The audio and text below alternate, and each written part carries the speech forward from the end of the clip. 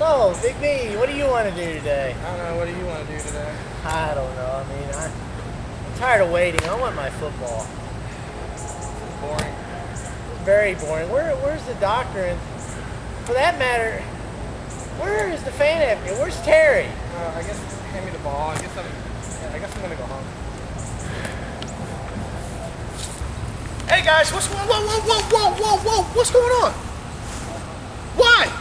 We're just throwing the ball around. And it's kind of boring. We're just playing catch. But you said we were gonna play. You said this football. Football. Football. Yeah, football.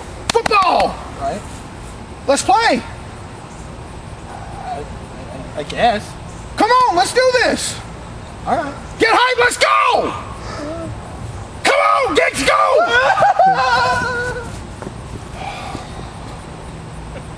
It's gonna be a long day.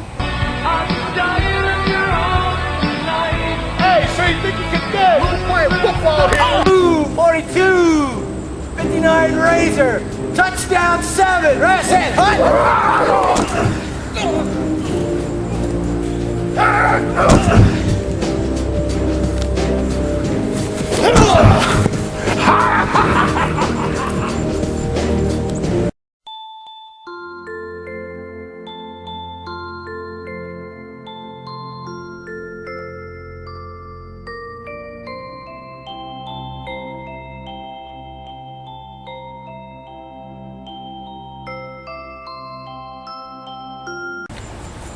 Are you ready for the Fan Advocate Triple Threat Talk Football Special?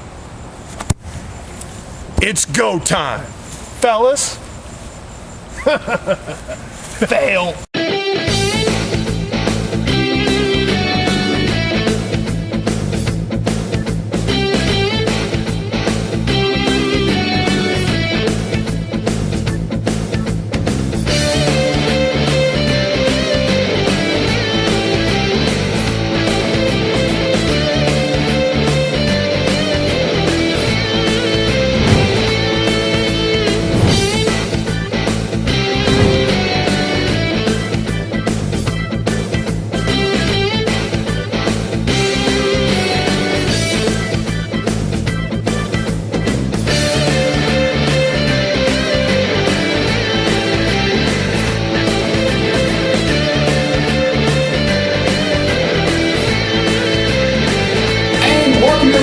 To the Triple Threat Talk second annual NFL special. It is that time of year again, boys. It is. And you may notice this strapping young lad down here, Mr. Big B, Brandon to be on. There's nothing strapping about that. That's for sure. No, it is not Daniel Bryan. Yes. Terry Boddie, the Fan Advocate, joins us, and I have to say it is long overdue that you join us for one of these videos, sir. It is my pleasure to finally be on the Mecca, the epic Triple Threat Talk. Thank you very much. We appreciate it. It is our honor to have you. He says epic. He says epic now. He said epic. You said fail in the skit. He did say so, guys, we got a lot to talk about and a little time to get there. Painful skit to say the least. We're going to kick things off this year with the special with the NFC East. Well, last year by the Giants. One last year by the Giants. Who was 9-7. Who was your eventual Super Bowl champion? Super Bowl. That's right. That's right. All right. But, That's right. Eli 2, Peyton 1. Oh! Sanchez, none. I beat you to it. all right, so the Philadelphia Eagles are on the board.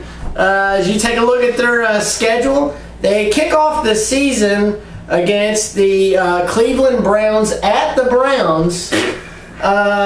Michael Vick already some health issue in the preseason. Yeah, a flak jacket. He's getting a flak jacket that the company says he will not get hurt. We shall see. What are your guys' thoughts on the Eagles, and where do you foresee them going this season? I gotta say, a flak jacket's not going to protect your hand, and that seems to be where his issues are: continual bruising and injuring of that hand. If I'm Andy Reid, that's what I'm worried about on a day-to-day basis. I'm worried about the health of the hand and those ligaments. It doesn't take much to get one out. I mean, typing. We had this problem during typing. It's called carpal tunnel syndrome. I'm continually worried about the hand. I might even consider wearing a protective glove over the hand and the wrist to back up the protection. When you look at arm injuries regarding a quarterback, being the Jets fan, the person that comes to my mind is Chad Pennington. You look at what happened with his shoulder; he was never the same. But getting with Michael Vick and the Eagles, you wonder just what exactly are they going to be doing? What kind of offense? I mean, you got all the receivers. Some are coming back, some are there. Obviously, Andy Reid's had personal issues. He's had all that stuff, and you wonder, is his heart really going to be in it? Or is it time for the team to step up and be that dream team that they were claimed to be last year? Right. And we all know how that worked out. I mean, it's one of those things where when you look at it, I think that maybe we've got a little bit of more overhyping on the situation because all things considered, this is the same team plus a more banged up Michael Vick. Right. Yep, I agree. I mean, they are banged up. They are exactly what I thought they were. I stood right here at the football special last year and said they would not make the playoffs, and I was right in that pick. Called themselves the dream team last year. They called themselves the dream team, and I said they wouldn't even make the playoffs. And they woke up. And they didn't. So with that being said, where do you guys, what kind of record do you give these guys? Do you see them making the playoffs? Or what kind of final season are we talking here? I say 8-8. I mean, everyone's claiming the Eagles won the division this year. They think this year's year. I don't see it. I mean, obviously, what's going on with Michael Vick and the injuries he's got. I'm going to go one less. I'm going to go 7-9. I'd like to sit there and say that I know, but with that division and everything, and we'll get into the other teams later, you just don't know. But I think 9-7. I think they're going to go over 500, and they might make a wild card. They may squeak in there on the wild card. I like the Doc's prediction of 8-8. I'm going to stick with that, and I'm going to say they won't make the playoffs. So that's Eagles. How about the Dallas Cowboys? You see their schedule up here on the board. This is the last year for Tony Romo. It's been said that if they don't make the playoffs or at least win one game, he's out. Now, you think they'll get rid of Tony Romo, their franchise quarterback, before they'll get rid of Jason Garrett? Yeah.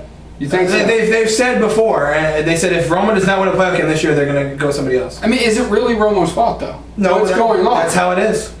That's the position. When you're the quarterback, you take the heat, and you very rarely get the glory. But what about Des Bryant? I mean, that's the one that's more concerning to me. I mean, you got a guy there that has to have a contract. I'm not going to go out to strip clubs. I'll be in bed by a certain time. You're a grown adult professional, and you have to have a nanny watching you. I'm sorry, that doesn't say much for your ethic and your work program. And I hope that whatever issues you have, I pray that you get through them. But grow up. Yeah. But see, the thing about it is, though, to that point, we talked about this on the weekly show this week.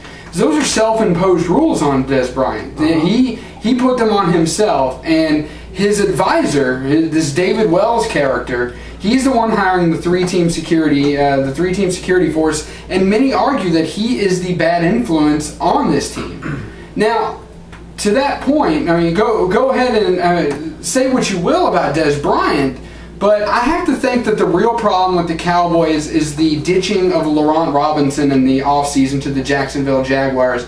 I think when Miles Austin went down last year, Robinson definitely gave them that added support, so much so I picked him up on my fantasy team, and solely alone, Laurent Robinson carried me to the playoffs, along with their other great running back coming out of the gate, DeMarco Murray. I think they're going to have a great year.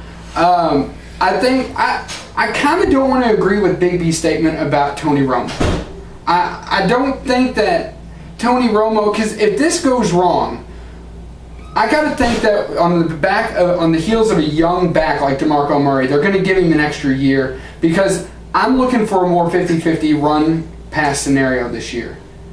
I don't know. That's just where I see the Cowboys going last year. And when last year I said the same thing with the Houston Texans eventually going to the two tight end set, and they did just that with Joe Dreesen and who was their other? I can't remember the Texans. I'm not sure. I can't Joe remember. Dreesen was the leading tight end. Yeah, Owen Daniels. Yeah, Owen Daniels. Thank you, Owen Daniels, and those two, I mean, when they did that, they went to the 2 TE, 2 RB set. They had a tremendous amount of success, and were finally able to win that AFC South. You can't compare the AFC South to the NFC East, and I'm not trying to. No, you can't you're right. compare. You can't compare the two.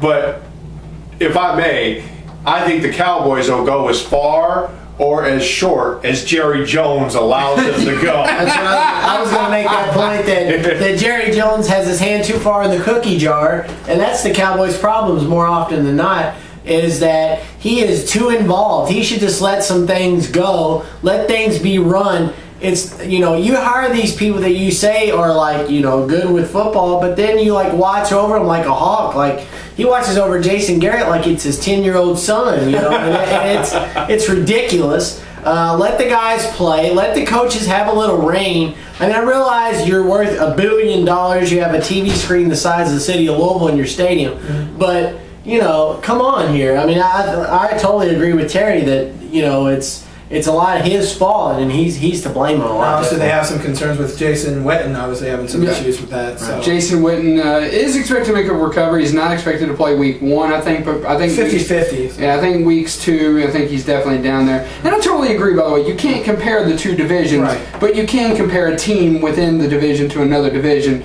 And that's where I was trying to go. Was making the comparison that maybe they see something that Houston did. I mean, you see a lot of things. Now New England's gone to the 2 tight end set with Aaron Hernandez and also Gronkowski. Right. So I think there's a lot to be saying with one team strategy to the next. Are you taking a shot at me with New England already? I was going to say.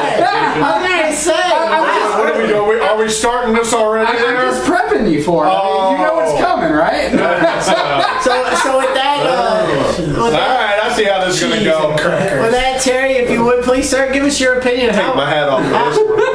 How will the Cowboys fare? What do you see? What is your crystal ball saying for their final record? I say 7-9. I say there's going to be some upheaval. Something's going to happen. The bubble's going to burst. 7-9, and Tony Romo won't have to worry about getting traded. He'll get out on his own.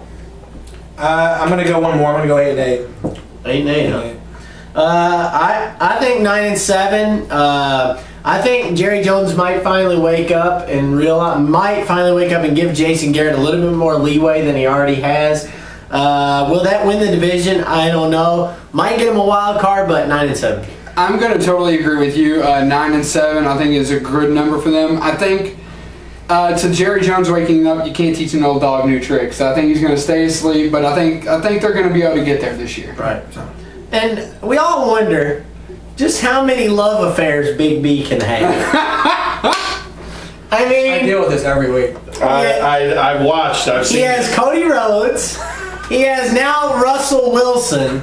But before Russell Wilson, all we heard out of Big B was Robert Griffin III. RG3. Robert Griffin III, and how That's epic. a bad man. And he said, and That's a I bad quote, and he probably won't say it here because we know he flip-flops worse than a politician, but that the Redskins will win the division. So with that, we'll talk about the Redskins, and we'll lead it off with Big B. Well, I mean, you can't deny he hasn't been impressive in the preseason. He's doing very well.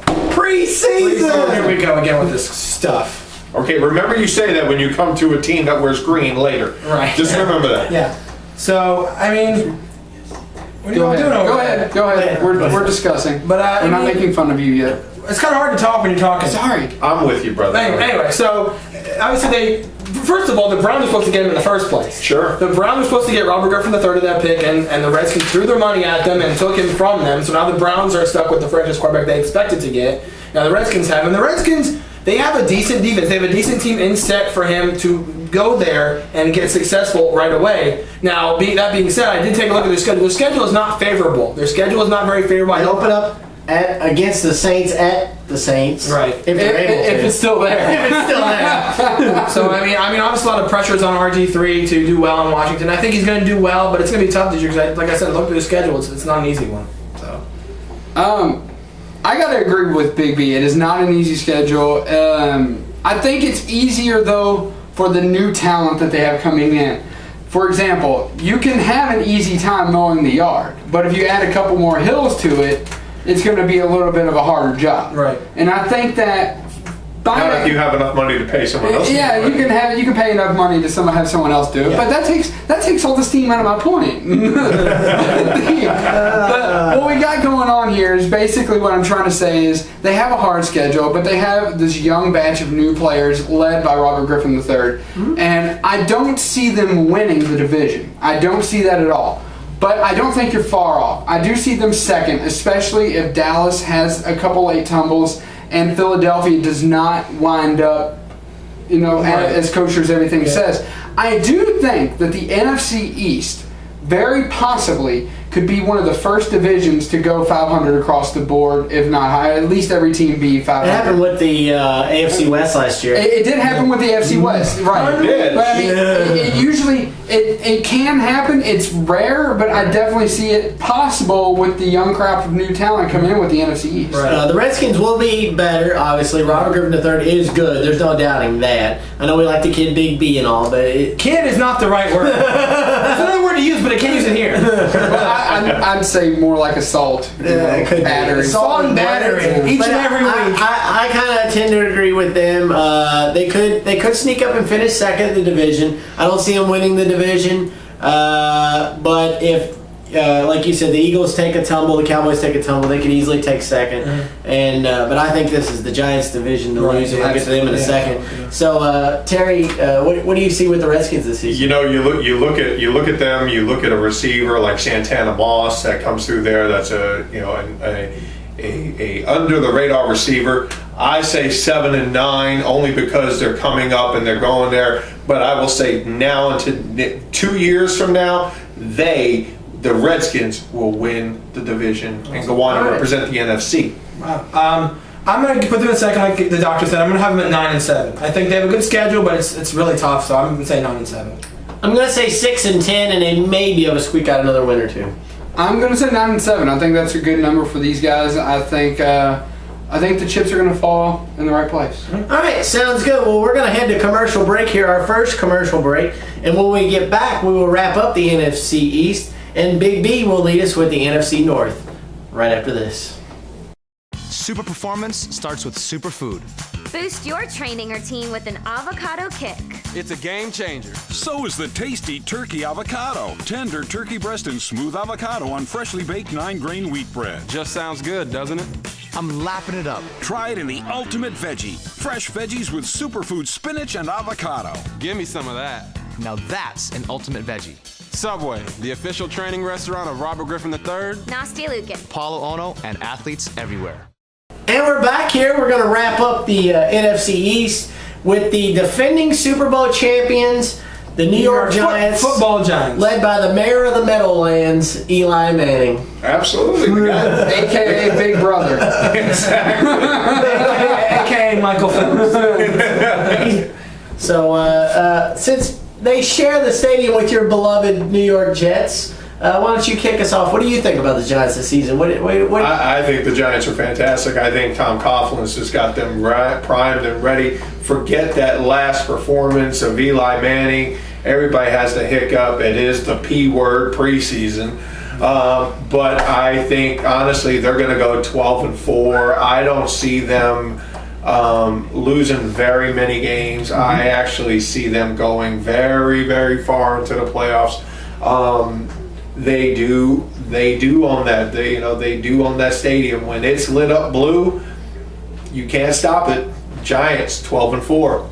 I agree with him. The Giants look very impressive. They do lose a couple people. They do lose Mario Manningham to the Niners. So and they lost Brandon Jacobs too, I believe, right? Yes, Brandon Jacobs. So it was a really good running back for the Giants. But the Niners picked them apart this season. The thing is with the NFC East this year, it's going to be tougher just because I think everyone's better. Like the Redskins are improved. I think the Cowboys improved. I think the Eagles might be a little bit improved too.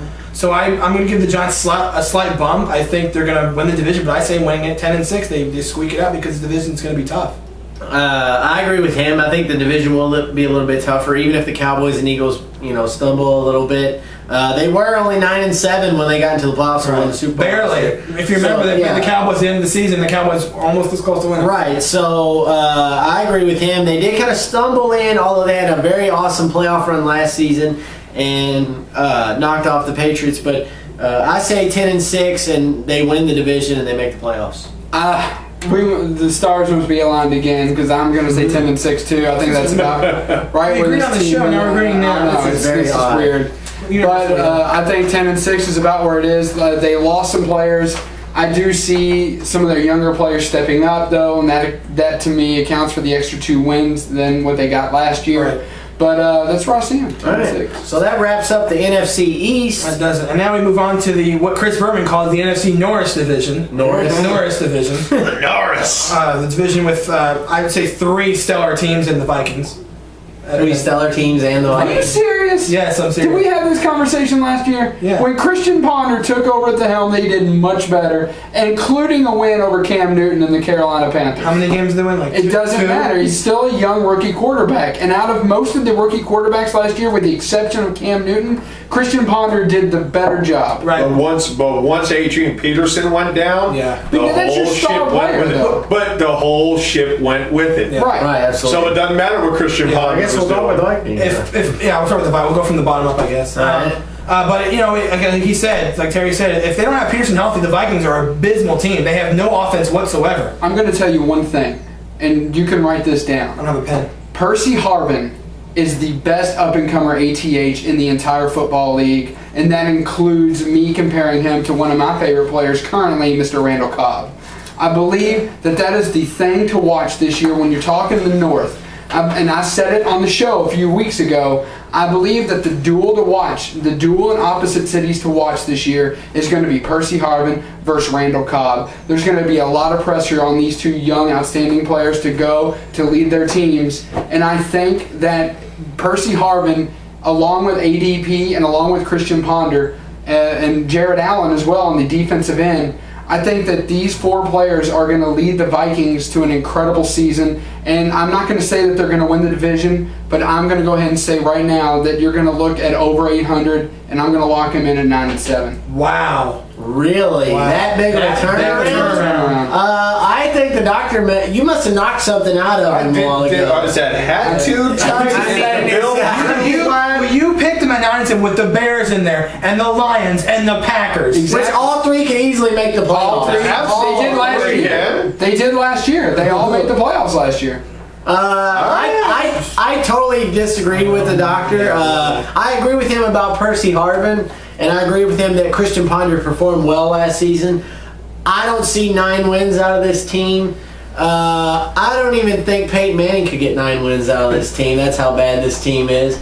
But I'd say I'll give him improvement. I'll give you that. I'll say 5-11, and that might even be a stretch. I mean, like he said, we all said it. Unless ADP is 100% healthy, which let's be honest, it's not all the time he's not healthy. That team has a chance to win.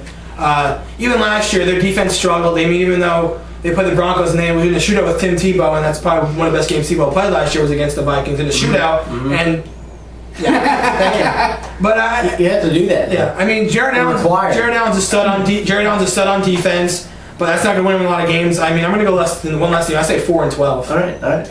I'm that way too. I'm thinking a 4-12 season. With all due respect to all of that talent, Allen, and all the people that you named, I just think there's too many issues. Percy Harvin. Now, correct me if I'm wrong. Didn't he have the or was that somebody else? Migraine. The That was migraine migraine, issue yeah. that can come, and if that takes him out a week or 2 weeks, that's 2 losses. Yeah. It's taking away their weapon. Right. I hope it doesn't, but that very well could be the case. So, I'm thinking 4-12, and they're in the upper echelon going for the Matt Barkley USC quarterback quarterback sweepstakes. I think that's where they're going, but that's another show. Yeah. Bark for Barkley. Exactly. So now we move on to the team that almost won undefeated the entire season. They lost 1 game to the Chiefs, and then they got beat by the Giants in the playoffs, the Green Bay Packers. Well, I mean, what can you say? Can't say anything. Aaron Rodgers is absolutely lights out. I mean, I will say this. I don't think he deserves to be put in the same category as Brady and Manning. I think he does. And that yet. He's put up impressive numbers. I get that. Right. But did you see the system? Look at Matt Flynn. He went in there and did better than Aaron Now look Rodgers. at Matt Flynn. He's a backup. I know. I'm just saying. Matt Flynn went in there under that system.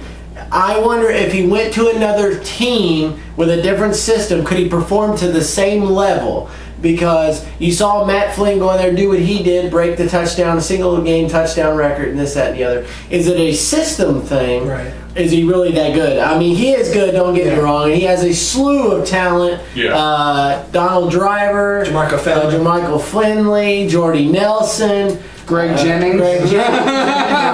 Randall Cobb. Didn't they have the law firm this year, Ben Jarvis Green Ellis? Yeah, Ben Jarvis Green Ellis has been at it. The Packers are going to be amazing as always. Yeah. I give them a few more losses though this year. I mean, yeah, they had one loss last year. They almost went undefeated.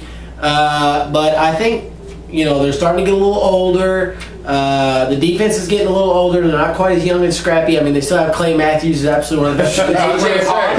I was going to say. AJ Hawk, too. And AJ Hawk from Ohio State. But I say 13-3, and they win the division. Yeah, I don't think Green Bay has a lot of issues at this point. I mean, I think Aaron Rodgers, like you said, is playing lights-out football. One of the best quarterbacks, if not the best quarterback in the NFC. I have one less than you. I say 12-4, and I think they win the division yet again. Guys, I'm going to have to. I agree with all your points. The only question I have is that if you're sitting there saying they have the same talent, why are they going to have less wins? I'm saying here 15-1 again. They won't go, and they will represent the NFC. He's jumping ahead here. I'm jumping ahead because I'm that darn good. Easy, man. I gotta disagree with all of you completely. What a shocker.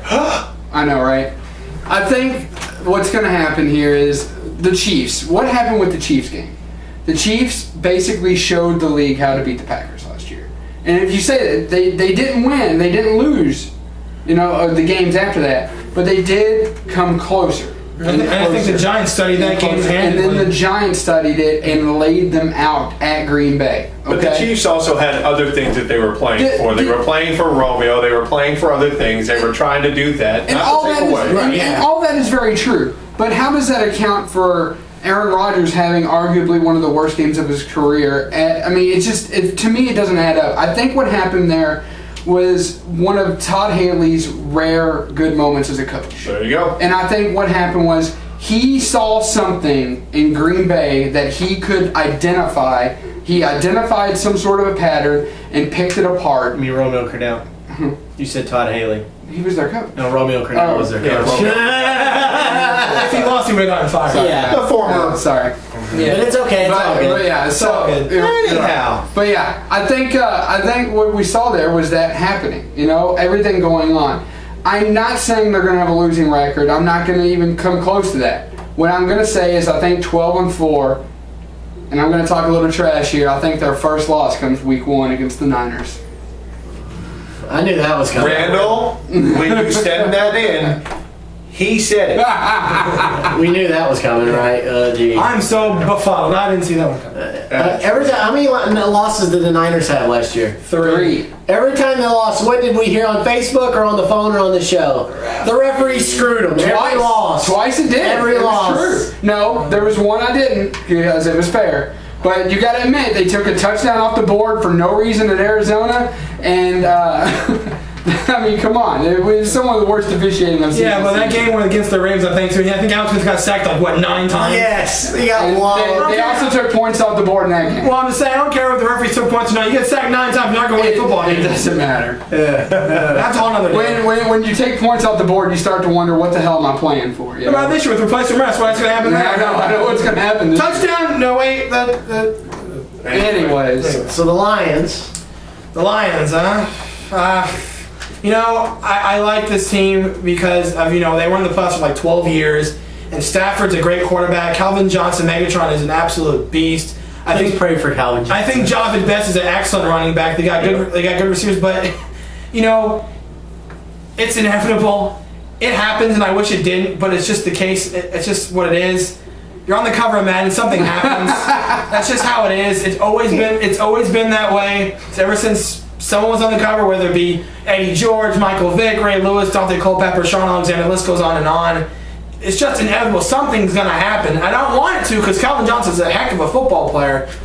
But something's going to happen this season to the Lions. It's going to prevent them getting to the playoffs, and that's just the case of the Madden curse. It's the Bobby Brady tiki idol on Hawaii Island there. You just wonder. You think about the offense.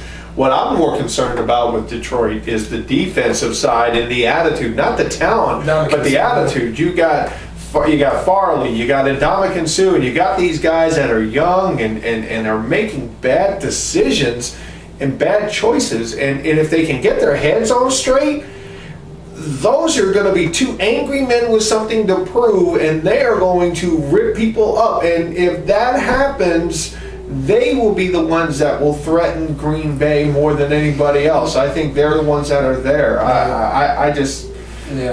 You just can't say enough about that talent. Everybody knows the offense. Well, you remember the Thanksgiving game last year when he stomped on his arm? Yeah. You know, and that's what I talk about. You talk about that. You talk about the off-the-field incidents. You talk about all those just poor choices that they're making. Right. And it's got to roll over because that's what the team talks about. Right. Right. Absolutely.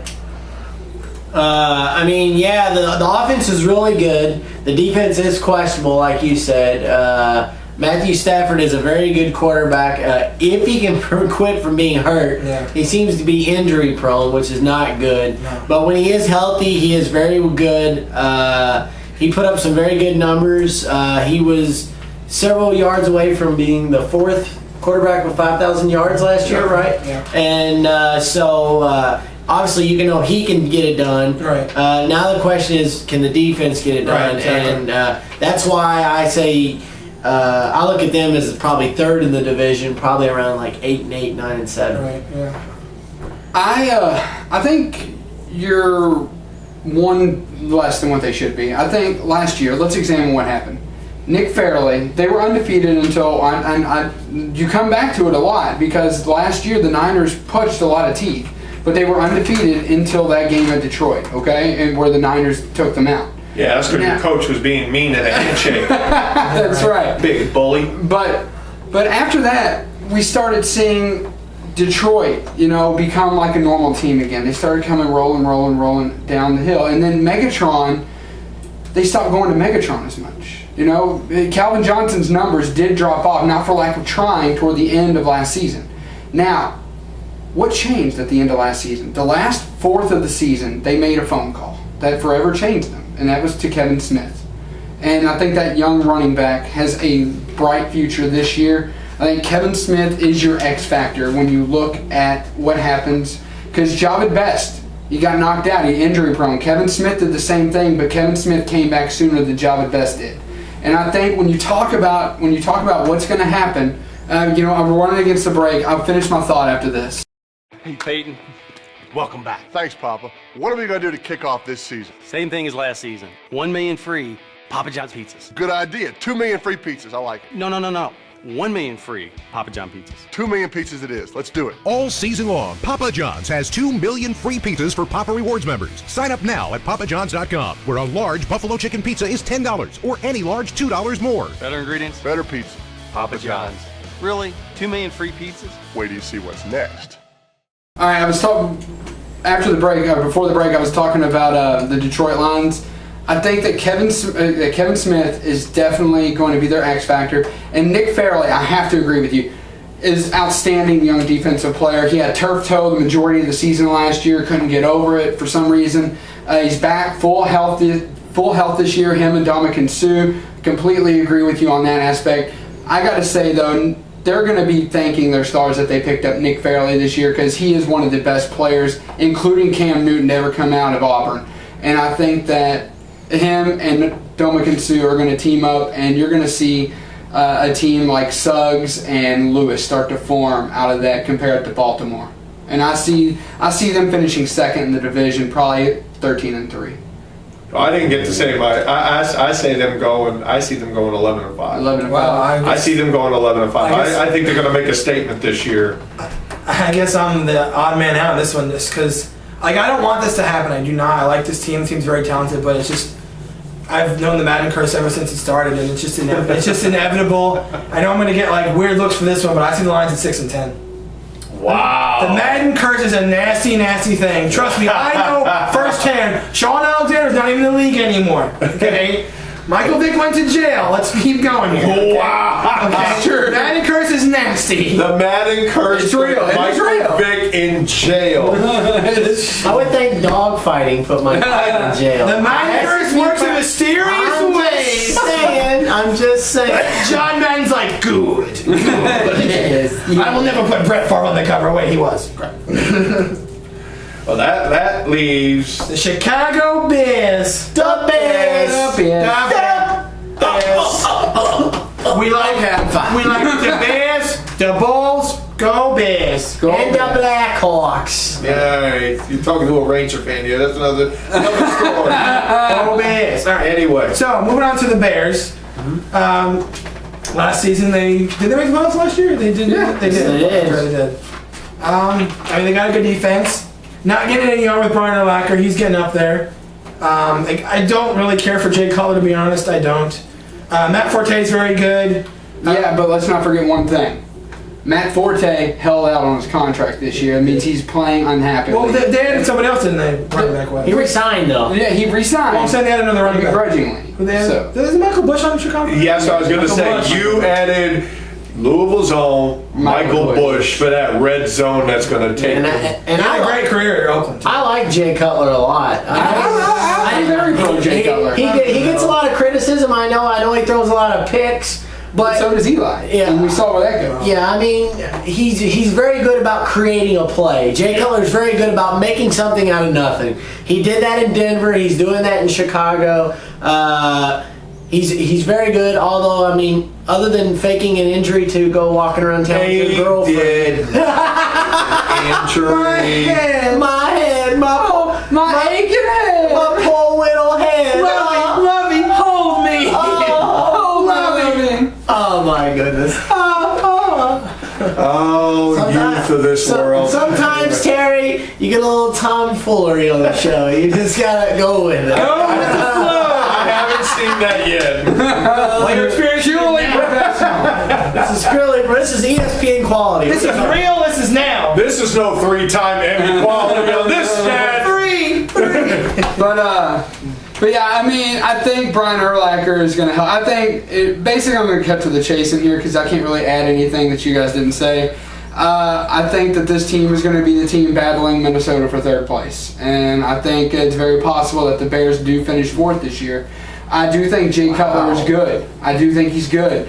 But I think when you have an unhappy Matt Forte, we can't deny it. We saw last year with Deshaun Jackson and the Eagles. He admitted he was not playing. And now we have the same situation developing also in Pittsburgh with Mike Wallace, who wanted a ridiculous... He was named Idiot of the Week on Triple Threat Talk because he wanted that ridiculous contract from other teams. $250 million plus your next 3 first-round picks. Right. Guess what? Nobody's worth that, especially a rookie. Mm-hmm. So, we're very clear you laid the 3 of us out. But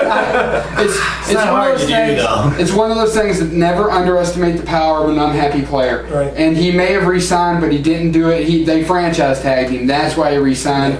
When you look down to it, I may get some eyes, but we showed last year that I know a little bit of what I'm talking about. I'm not bragging. It happened. I won top dyno. I'm saying that the Bears go 7-9. Wow. I say 11-5, second in the division, and win a wild card spot. I say second in the division, but I have them at 9-7. I'm going to agree with you, Big B. I say 9-7. There's a chance they might go to 10-6. I think it's going to depend on how well Michael Bush can play inside that red zone. But I say 9-7 is a safe bet. Don't know if they make the playoffs. Depends on a few other things if they get a wild card. But they're definitely on that right track. All right, now moving on to the South. Well, we're moving on to the NFC South, otherwise known as Bounty Gate. He catches on the Bounty Gate. The Bounty Gate division. Let's start right there. The New Orleans Saints, guys. I mean, how do you take a team that was running on all cylinders, and according to Jonathan Vilma, Pete Roy, the commissioner there, Roger Goodell. I almost said Pete Rozelle. I'm showing my age. Roger Goodell just takes the sword of, takes Thor's hammer and just whacks them all apart there. You lose your coach, you lose your defensive captain, you got players on other teams that are affected, and you just sit there and wonder what can they do. But at the heart of it, you still have Jimmy Graham. you still have that quarterback that needs to get something washed. He's got a little something on his face. Drew Brees. Drew Brees from Holiday World, Santa Claus, Indiana. Cheap pop. And you've got that offense that is ready to go. And I think they're still going to do well. But however, I totally disagree with a lot of people out there that are saying the Saints could still go 14-2. That's ridiculous. Without their coach and interim coaches every once in a while and no defense. Without their star defensive players and without their head coach, I don't see it happening at all. I don't even think they're going to win the division. No, this is Carolina's division to win. I'm telling you. I don't think so either. I think this is Atlanta's division. Don't get me wrong. Don't get me wrong. His argument has water, and we may talk about it a little bit more later on. I'm not ready to say it just yet. We're going to gather some thoughts, of course. Right. But I don't think he's far off. I don't think it's impossible. I will say that. Yeah. I don't think it's impossible at all. I mean, they still have Drew Brees, and Drew Brees is amazing. We all know that. He broke Dan Marino's record for most yards in the season. There's no denying that he's very good. And they still have good receivers, and they still have Darren Sproles, who's ridiculously fast. But that defense is split apart. They're not going to have their coach. And they're going to have Joe Vitt. They're not even going to have him for half the season. So it's going to be a different personnel working with them. They're going to be kind of like, we did it this way, and we got to go this way. Well, this is what he wanted. We did this. They're going to be so confused. The Saints are not winning the division. I don't know what people are thinking. The Saints are broken apart. They're a puzzle piece that's been completely destroyed. And pieces over here, pieces over there, over there. I have the Saints at maybe 6-10. Wow! That might be a little low. They're disheveled. I'm sorry. I mean, you're forgetting one thing, Big B. Defense does not. A good defense like what the 49ers in Baltimore have built over the course of the years can keep you in games and can obviously keep the other team from scoring. Right. But when you have a quarterback the caliber of Drew Brees and you have insanely good running backs like that of Ingram and that of Sproles, you have a 3 running back rotation, and then you have Jimmy Graham, and you have some of their talented receivers. Right. You may not be able to stop a team from scoring. You may not be able to stop a team from scoring, but you can match them on points. I'm glad you brought that up because when they played Seattle a couple years ago, they had the same offense pretty much and they lost. But it doesn't matter. Seattle they were playing at Quest Field. That's true. Strange things happen in Quest Field. We know that. Earthquakes happen in Quest Field caused by Marshawn Lynch. Skittles. You can't really use that because Quest Field is one of the hardest places to play an NFL game. It's up there with Heinz Field. And it's not CenturyLink Field. Right. I mean, it's a ridiculous place to play. I think you're way off with 6-10. Well, the reason I brought the Seattle point, and just because there's teams out there that can match them offense for offense, like the Packers can match them, the Niners can match them, the Giants can. So their defense needs to do something. They can't just score 40 points a game and expect to win. That's I'm going to still put them at 8-8 though. Okay. I like 8-8. You guys have pretty much summed it up. I don't need to go any further. 8-8. That's tough. You look at the talent, but I agree. The leadership there is shaken. You're not quite sure and what's it going to do. But at the same time, as much as I kid about the stuff on the face, there is something about Drew Brees that he can lead and will that team to do things that other teams wouldn't, other quarterbacks wouldn't be able to do, including the guy who wears a number 6. And I'll put that out there. I'm going to go a little bit high. I'm going to say 9-7. I think they're going to go over 500 because they have the talent. I don't think they're going to win the division though. All right. Let's see. Next, we've got. Well, we talked about it. You talked about Carolina, so tell us what you think about Carolina. We sat on the football special last year, and we said, and I quote, "I don't think Carolina's going to win a game. Maybe one game. They may go 1-15, 1-16, 2-14. And what do? They go 6-10, and Cam Newton has the best season rookie's ever had. Beat Peyton Manning's rookie record. We had our words for sure. Yes, we did. That happened often. That and the Bengals. This guy. The sheriff. That guy right there. So, I think this is the perfect time for Carolina to break out. I mean, New Orleans is in danger. I don't like Atlanta. I do not. I think they're a team that just chokes. They got into the playoffs last year and they completely just played the worst game I've ever seen in my life against the Giants. Carolina is very talented. They got a heck of a defense. Steve Smith is one of the best receivers in the NFL. Cam Newton is playing great. It's his second season. Yeah, it's his second season, believe it or not. He played so well last year. This is his second season now. I think Carolina's going to take advantage of the situation that's going on in New Orleans. I like Carolina at 10-6. I like Carolina at 9-7. I definitely think Cam Newton, you're going to see a phenomenal year out of Cam Newton. This young man is running and gunning all year long, barring any unfortunate injuries, obviously. I think Steve Smith comes out. I still see them very shaky on defense. They're building around that offensive side of the ball.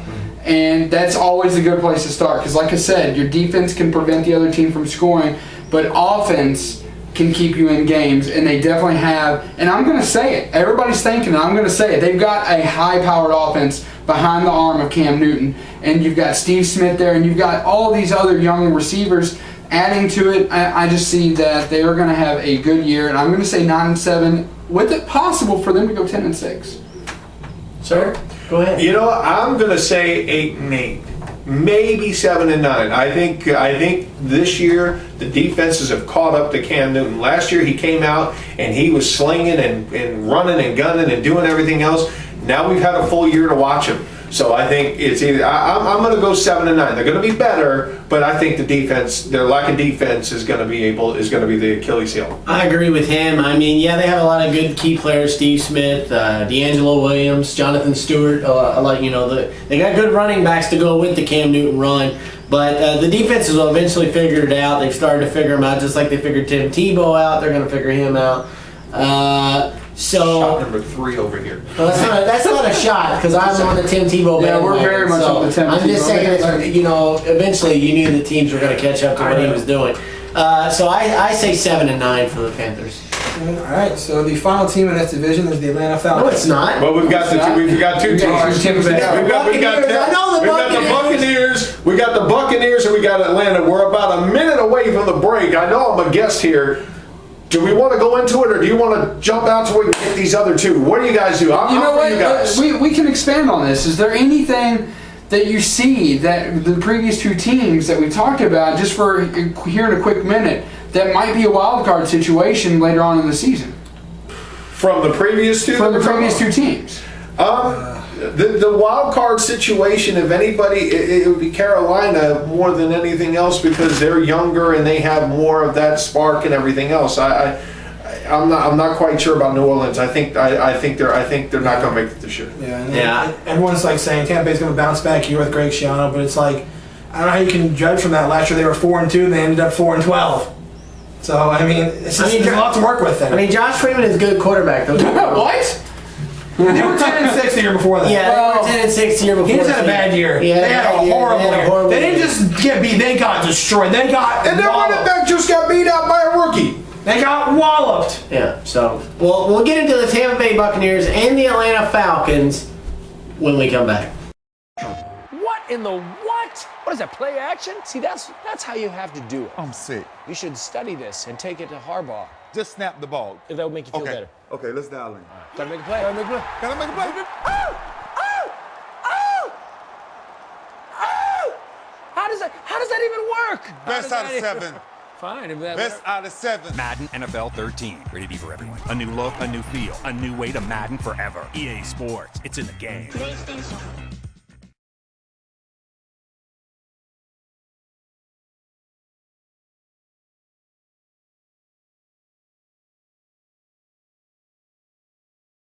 All right, guys, we do this special live, and we need drinks. PostMaster went to go get him one on the break. The fan advocate's getting himself one. Hey, can I get me one too in here? Sure, that'll be $5. All right, put it on my tab. I think he left, so we're I think he was mad that we bagged on his Jets. We bagged on the Jets a little bit. While we wait for the fan advocate to come back, we're on the Tampa Bay Buccaneers, and like I said last year, they started 4-2, and you thought because they were a team. They were 10-6 the year before. They had a very impressive season, and then they go 4-2, and they just fall off. They fall off the face of the earth. They don't just lose 10 games in a row. They get demolished 10 games in a row. Pretty much every game after that was complete and utter destruction of this team. Thank you. I gotta say, I don't see a whole lot of talent in Tampa. Welcome back, sir. Absolutely. Thank you. I don't see. Where's my drink? When that $5 comes, All right. you got it. When the PayPal clears, then we'll get it. You got legs. We got Josh Freeman, who I don't think is a good quarterback at all. I think he's decent at best. I do think that what we have going on here is, though, LeGarrette Blount. I think he had a couple shaky games last year, but he also had some shades of brilliance. And I think he's still young enough. He's going to grow. You can't win completely on running back. I'm going to put him at a losing record, but I'm going to put LeGarrette Blount having a hell of a year, and I'm going to put him at 6-10. Am I wrong, or did he just get benched?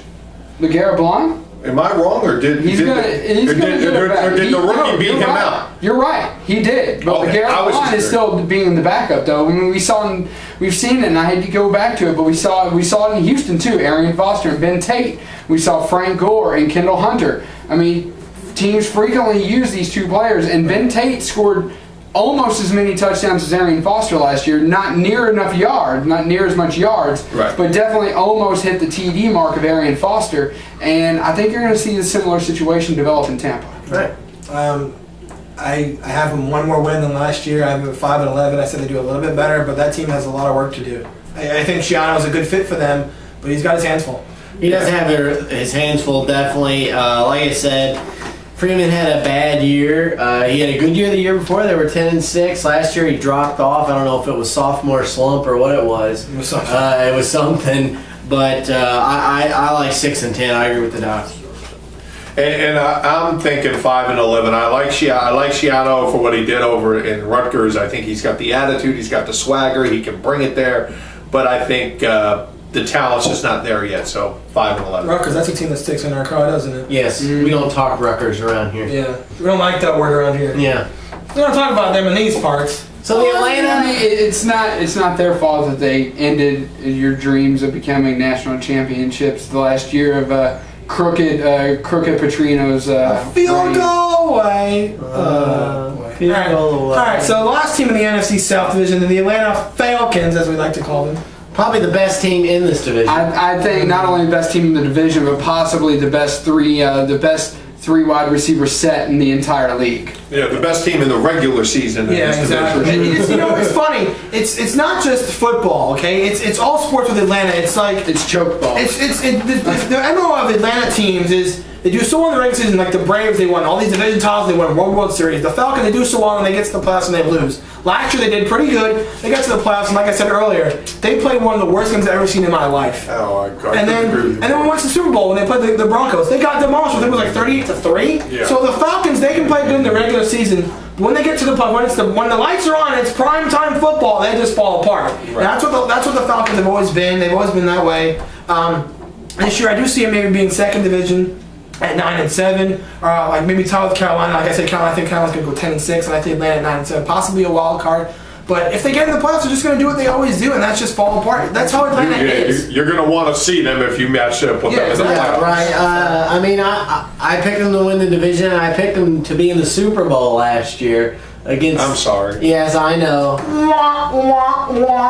It's all good. Don't apologize to him, because we can apologize to you all day long. You're getting there. I didn't pick them to be in the Super Bowl last year. I did. I picked them to be in the Super Bowl last year. And with the regular season they had, you would have thought possibly it could have happened. But as always, they do seem to lose it in the playoffs for whatever reason. They fold like an Italian beach chair. Yes. One of his various catchphrases. Yes. So make a list. But I still say they're the best team in the division. I still say even if they have a crappy playoff, they'll have a very good regular season. 12-4. I got to say, Matty Ice, Julio Jones, Roddy White. I mean, Roddy White. Ridiculous front three. I definitely, I got to say, they are Carolina's competition in this division. I think they're going to edge them out at 11-5. Okay, so now, moving on, sir. Moving on. Terry. 11-5 for me as well. Just want to let you know. Okay, sure. Terry, before the season's over, I'll probably need your help keeping these two apart when we talk this next division. You're not going to have to do it too much because we creamed them last year. We're going to do it again. Wait a minute. This week on After the Bell. Wait a minute. I seem to remember that the 49ers didn't allow a running touchdown. Oh, wait, they did to Marshawn Lynch. It was like to Marshawn Lynch. It's going to be different. It's not like Marshawn Lynch's crab cakes or anything. I mean, he's a good player. See what I had to put up with? That's why I said on the See? Clear your corners before I have to call Josh Ashcraft in here. Ashcraft sucks. Let's get Sharpie. Sharpie sucks too. It's all about Joe Wheeler. So you know what's coming next? The NFC West. Who would have thought? The home of two of our favorite teams, mine and Big B's. But we're gonna start it off with the Lambs. We're gonna start it off with the Lambs. They were bad. First they were the Clams, now they're the Lambs. With Sam Pratt. You wanna know why they're the Lambs? Because when you watch them on TV, they put you to sleep. I think this is going to be the Shams.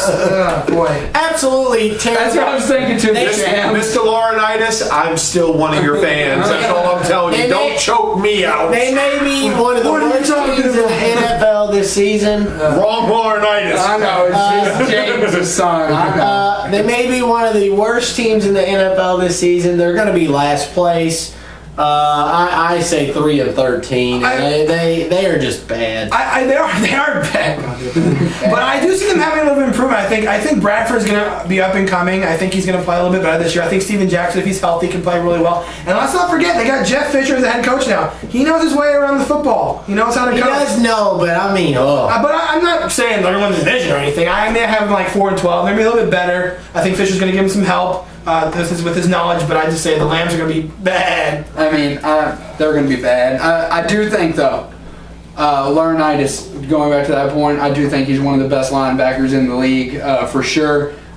They've definitely got a good defensive strength, and they better improve to keep him around, because when they lose him, they lose their defense, and you gotta bring something to the table to keep him happy. You got to say, look, we can win some games. Because if you don't, Laurinaitis is gonna. Still got Howie Longstone, who's very good. That's true. Yeah. But you're just gonna.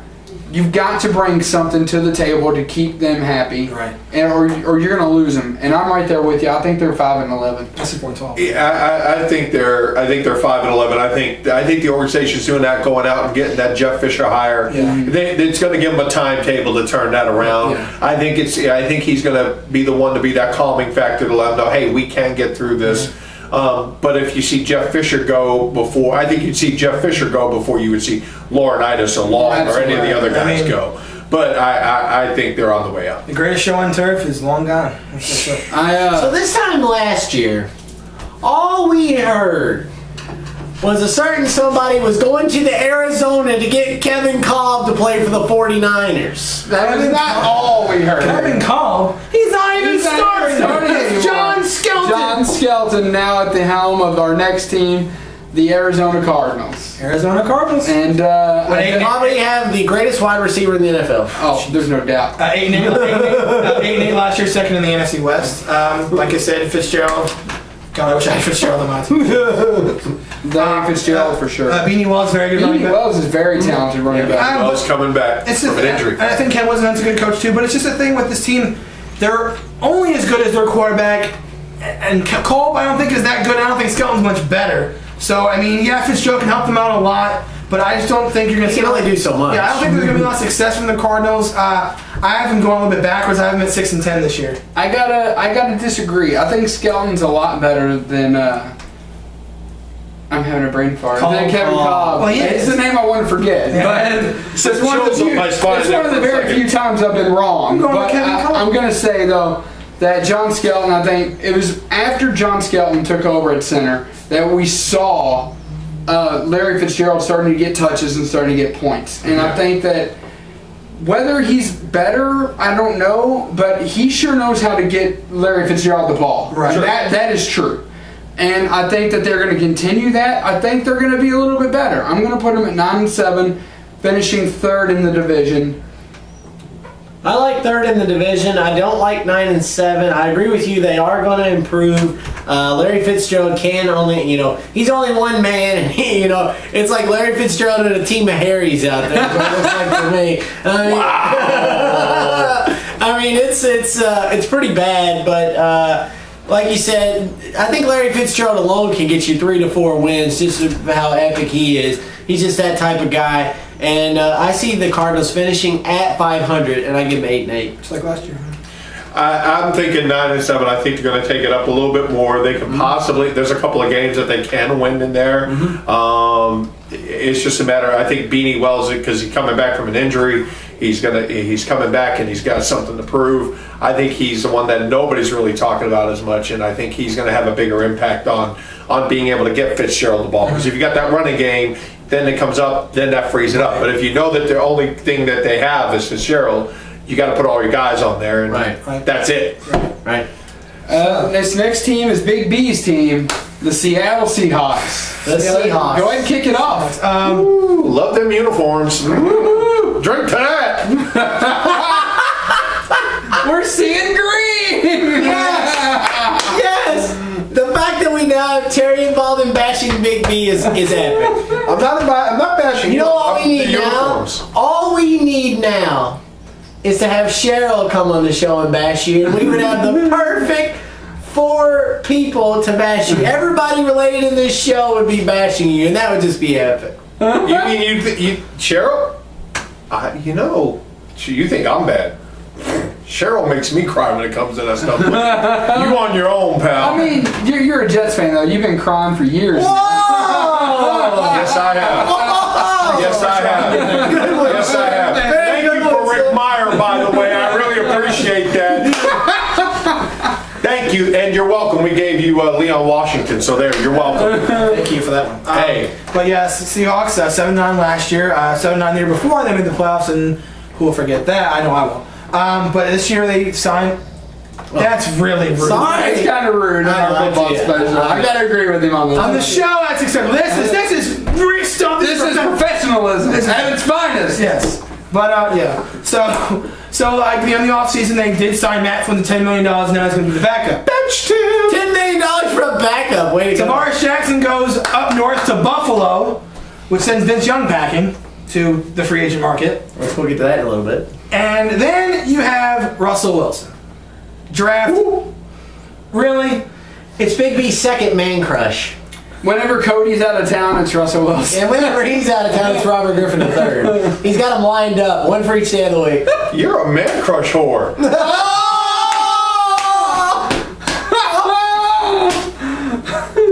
What is Mr. Spectacular gonna think?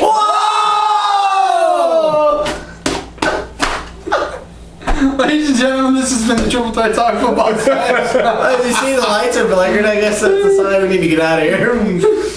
Go ahead, let him finish the thoughts on the Seahawks. Come on. Well, before he finishes the thoughts, that's true. Let's give him a chance to recover. We'll take a break, and we'll finally get into the Seahawks, I think.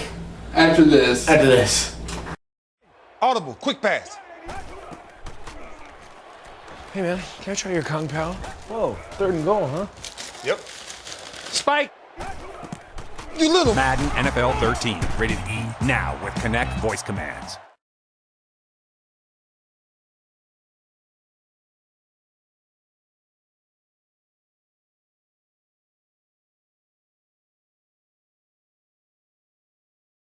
And welcome back here on the football special. And as we said on the last break, people do tend to slip away for a bit, and the doctor will slip away, and he'll be back shortly. He must not like the Seahawks. Maybe I can get a word in while he's gone. Yeah. So like I was saying, Russell Wilson drafted a 75th overall in the 75th in the 3rd round.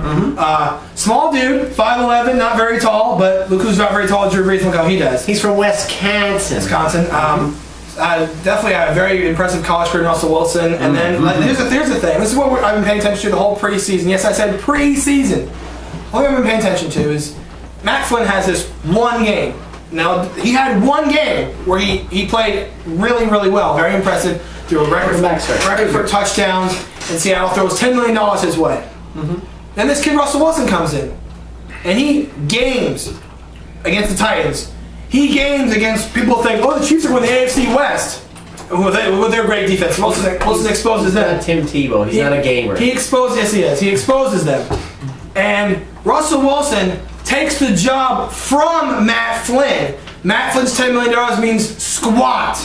Wilson takes it from him, and Pete Carroll's been saying it's not just the preseason It's not just how he games, whatever. It's everything. His attention to detail. It's how he prepares for the games. That's why Russell Wilson's the starting quarterback. When you did that, you should have just went, Yay! Yay! Yay!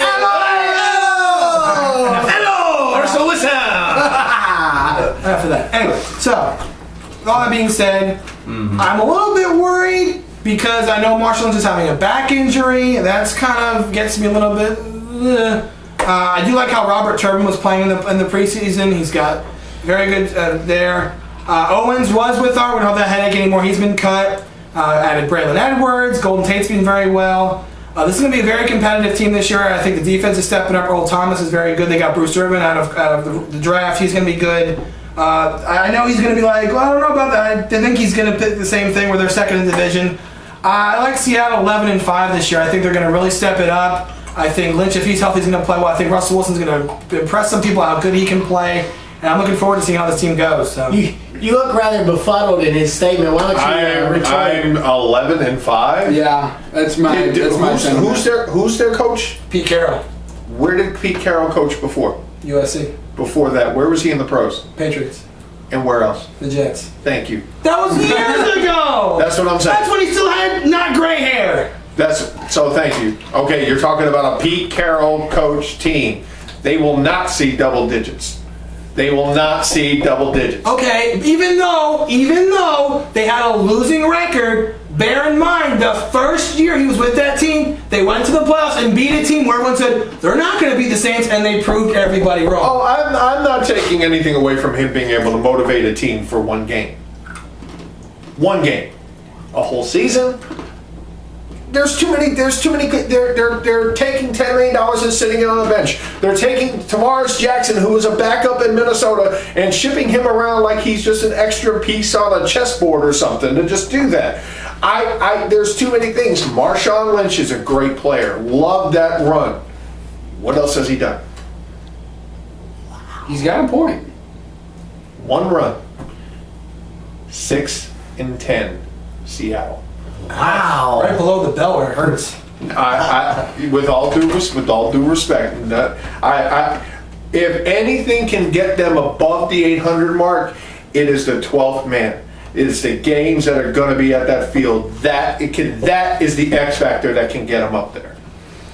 Wow. I don't see how I can add to that. He was going to say something. Same things I was going to say, except for the fact that I do see the Seahawks being second in this division, because let's face it, the NFC West is, with the exception of St. Louis, is on the rebound.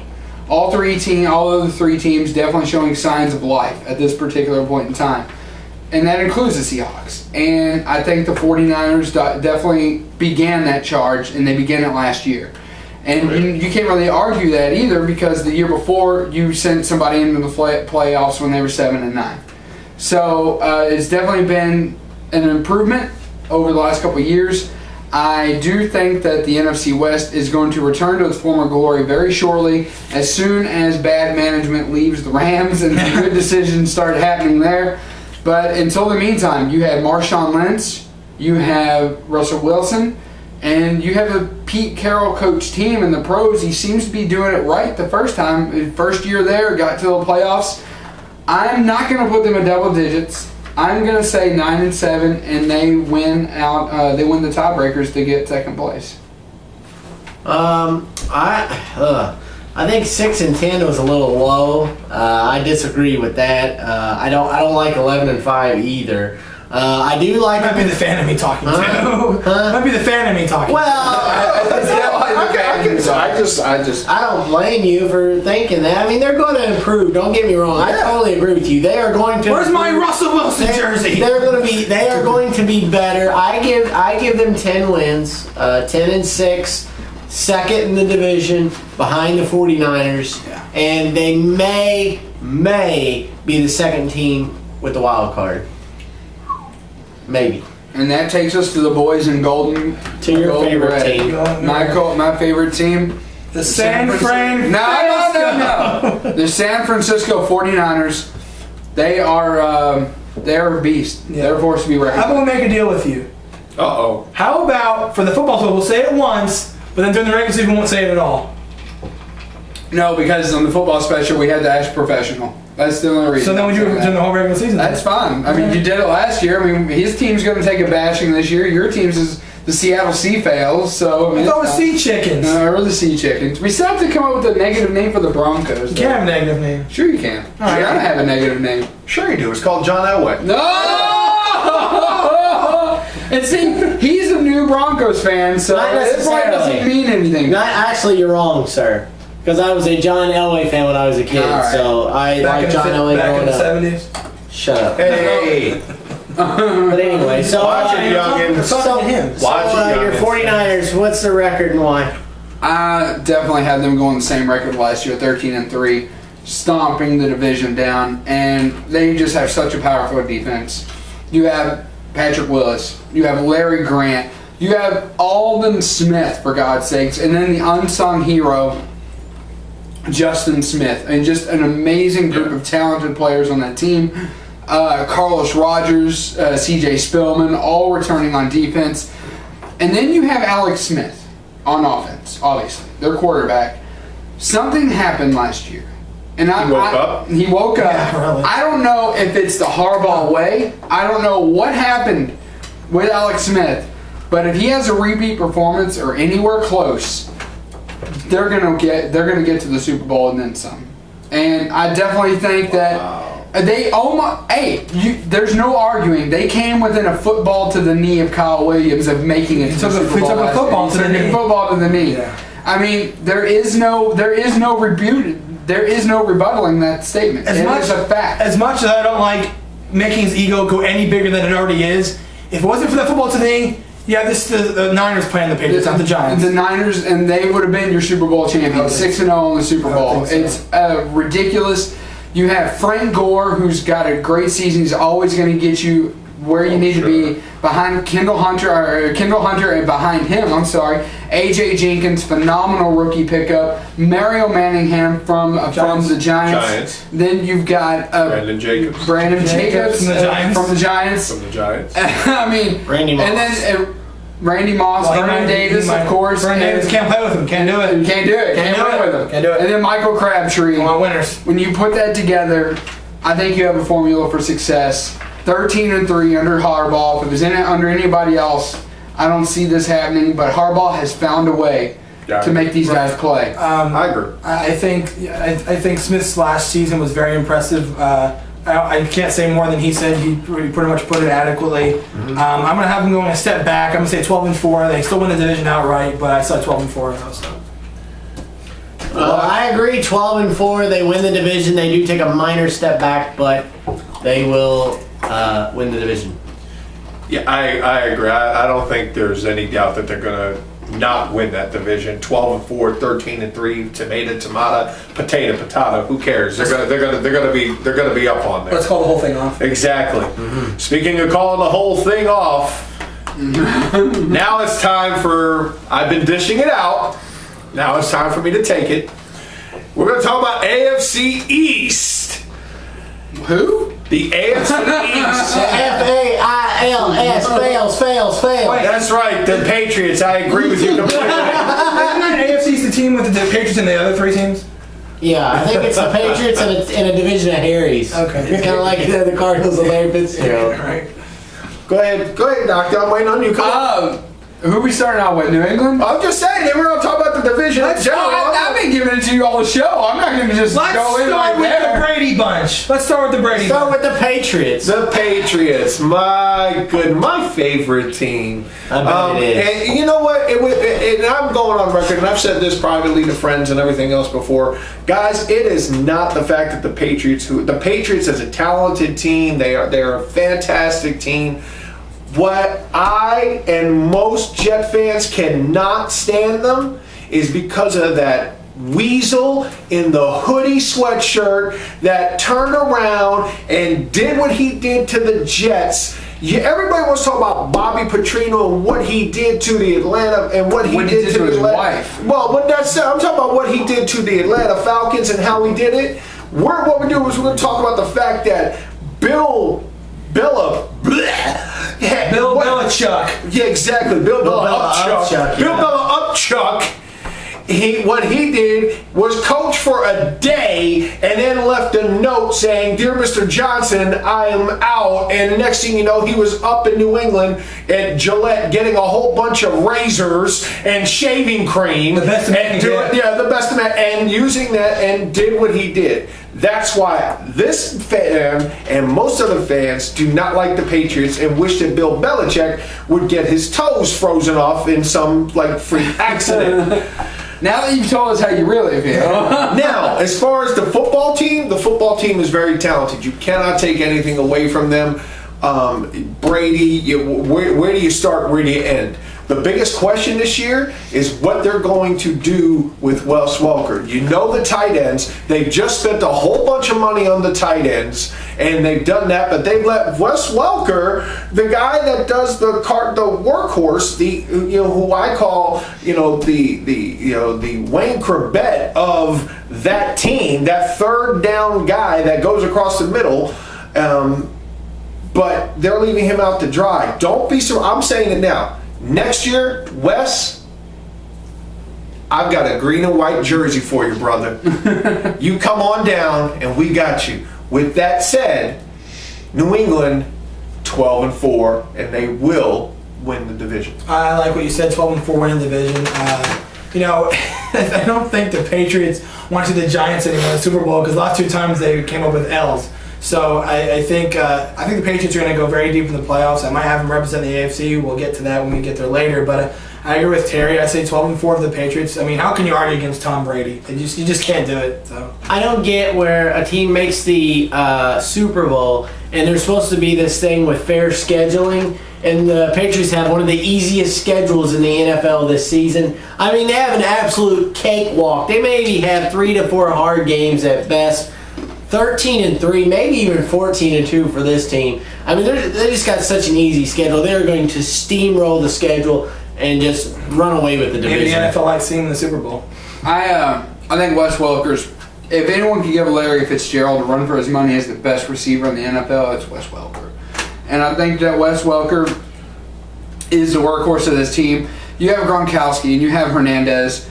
You're going to see a lot of two wide receiver, 2 tight end sets out there, and it's going to be what they use because we all know Belichick does like the offensive side of the ball, preferably over the defensive side of the ball by far. And I think, but there is one thing that people do forget on defense, and that's Kyle Arrington. Last year, he was the leading receiver, the leading interception leader in the NFL, and that says something, especially on a team of defense that many people thought was the worst defense in the NFL. I think what you have here, New England wins the division, 12-4. And with that, we're going to come back and talk about the rest of the AFC East when we return.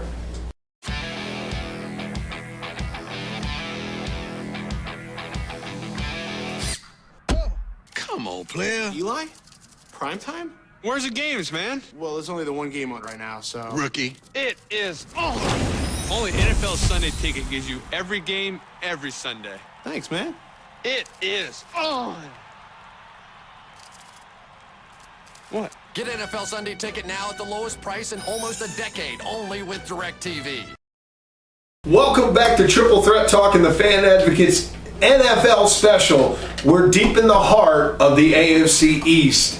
We've talked about New England. We've talked about that they're going to be the best. Let's talk about who I think is going to be on the bottom of the AFC East, and that's those Miami Dolphins. I agree with you. I think that as Tannehill, I think he's going to be great. I think they're on the way up. I think losing Tony Sparano is going to hurt them more than they thought.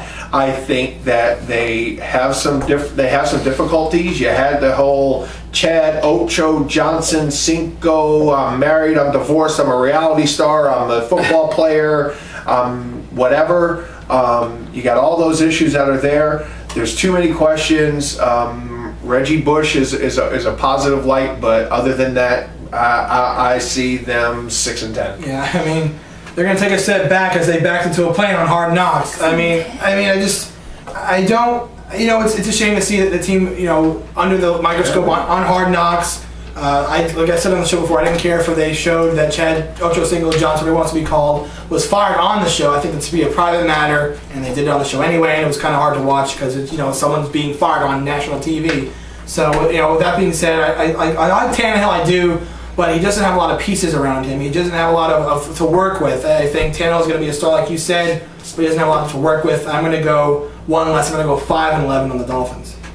I think they lost their best player in Brandon Marshall. Exactly. That was their biggest mistake, letting go of Brandon Marshall. That was obviously their best player. I cannot believe they got rid of him. That was an absolute shock to me when they got rid of Brandon Marshall. Ryan Tannehill, he's getting thrown into the fire right off the path. They shouldn't have fired Tony Soprano either. Soprano. Yeah. Always screw that. You can ask him. I don't know how many times I said that. I'm gonna whack you. Hey, bada bing. Let's move on. We got one bar here. Let's go. I know we got one bar, but anyway. I say 4-12. Wow. No faith in the Dolphins. No. Let's wind it back last year. All right. Toward the end of the competition, the Dolphins were my go-to team. All right, there's something there. The Dolphins know how to play together.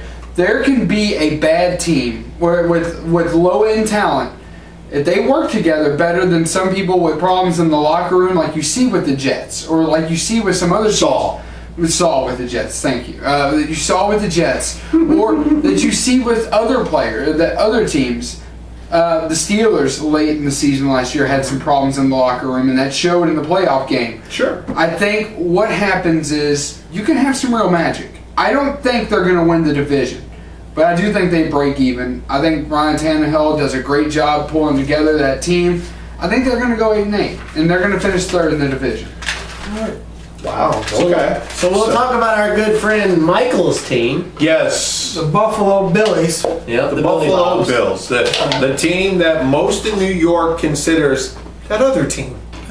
Harvard. That other team. The thing that baffles me is that, every year Madden does the little simulation thing. They have the Bills going to playoffs 10-6. Really? With what? My question is, why not? With what?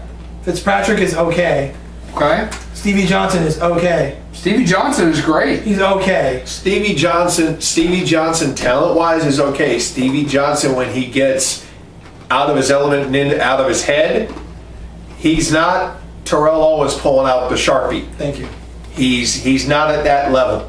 He cost them games last year, and the thing about the differences is that he realized it afterwards. Yeah. And I hope, being the UK grad that he is, being the Birdman, that he turns around and he pulls it out and does what he can do on there. I like the Bills a little bit more than the Dolphins. There's the whole quarterback thing now. Vince Young is gone, as we said earlier, and Fitzpatrick is the starter. Don't get you wrong. Tavares Jackson is now the backup again from Harvard. But I think the Bills do a little bit better. I think they go 7-9 in that division. I agree with him. 7-9.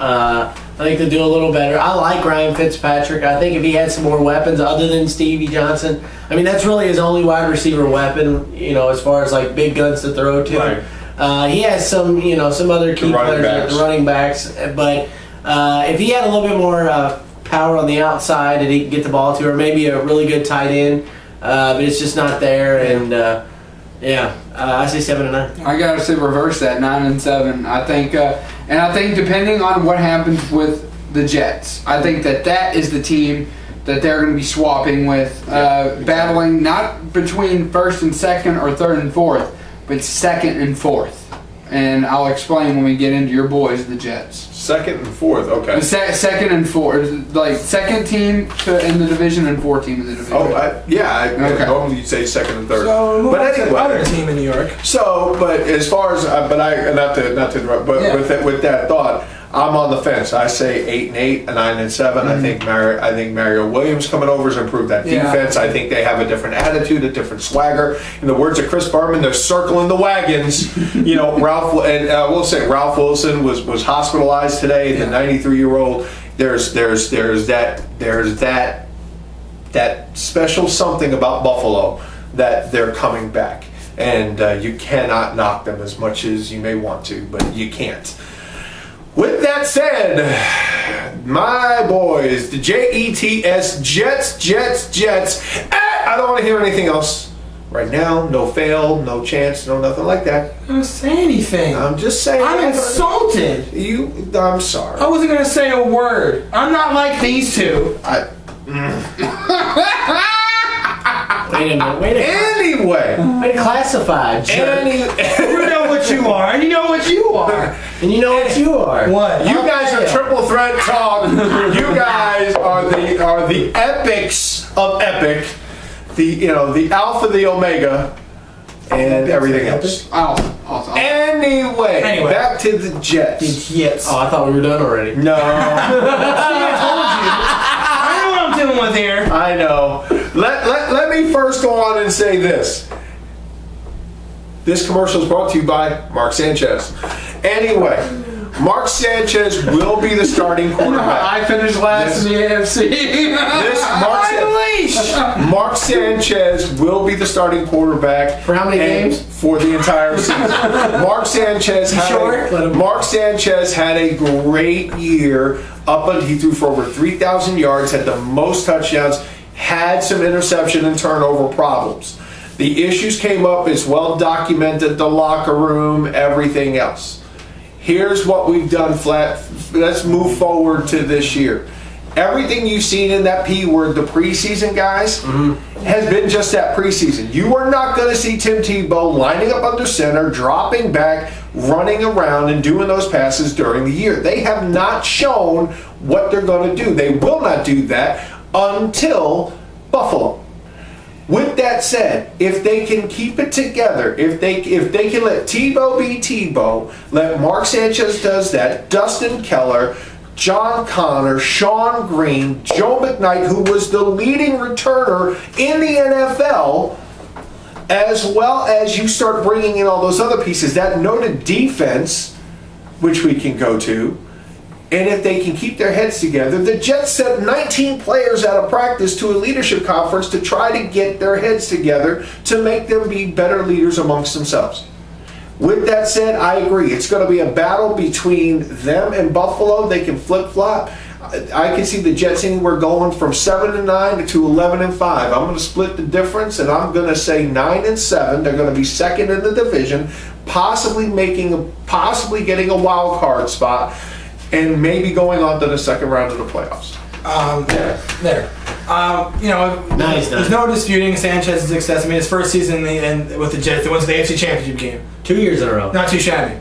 And for me, I didn't care for what Sanchez said about the preseason. It's like, we're saving stuff for the regular season. That's kind of like a cheap way out, I think. I mean, they haven't scored a touchdown all preseason, which again, it's No, they scored one tonight. Okay. That's true. Okay. Well, as of this taping, we didn't know that. 6. 6. 7. All right. So, the Jets are that team that you think that can compete with the Patriots every year, and they try to improve. Rex Ryan's a heck of a coach, and I'm going to disagree with you entirely. I think by week 3 you're going to see Tebow under center. I'm sorry. I think Sanchez is not going to play as well as he needs to. And I think Tebow is going to take it from him. I think it's going to be situated similar to Denver. Sanchez is going to do better, and the fans will be like, put Tebow in, let him play, unleash Tim Tebow. I'm sorry. No, go ahead. I was going to say, here's the thing. Tim Tebow was on the free agency market when they signed this guy. This guy. But when they signed him, out of the 32 teams in the NFL, only 2 teams went after him. The Jets and Jacksonville. And there were a lot more teams that needed a starting quarterback and didn't. Yeah. That's the point. Yeah. Tim Tebow is 6'2", 245 pounds of angry, faithful, good man that is going to look to prove somebody, and he's going to be knocking some people's head in the dirt, and then he'll pray over them, ask for forgiveness later, shake their hand, and move on. Right. But like I said, I think Tebow will start week 3 or 4 when Sanchez doesn't perform as well as I think he can. I think something's going to happen. He's not going to play as well. The Jets, I do agree with what you said record-wise. I say 9-7. I think again, I know preseason is whatever, but I think the Jets have talent there. Rex Ryan's a heck of a ball coach. So I see the Jets at 9-7. I agree. 9-7. I don't think we'll see Tim Tebow as a starter. I say we'll see him come in as a quarterback on set plays. Yep. Kind of like the Brad Smith thing on third down. The Wildcat, or the red Wildcat, zone. or the red zone. I don't see them getting full-blown Tim Tebow, but 9-7. I think this is what I was talking about. If they can get in there, if they can make Tim Tebow, they can figure this situation out. They can make him either be the starter or whatever. If they find out what's best for Tim Tebow and what's best for the Jets, I see this team going second in the division. I agree with you. Anywhere between 7-9 and 11-5. That's what I meant when I said swap in between second and fourth. Because if they don't figure out what's going on, they are going to finish dead last in that division. That is true. I mean, I don't see any way around it because they've got issues. They've got issues. When Tim Tebow first walked in that locker room, he said he got flack from some of the players saying, we don't need that faith crap around here. Well, guess what? You got to have faith to get somewhere in this world. Oh, absolutely. And I think Tim Tebow could be the Achilles heel that this team needs if they let him be that Achilles heel.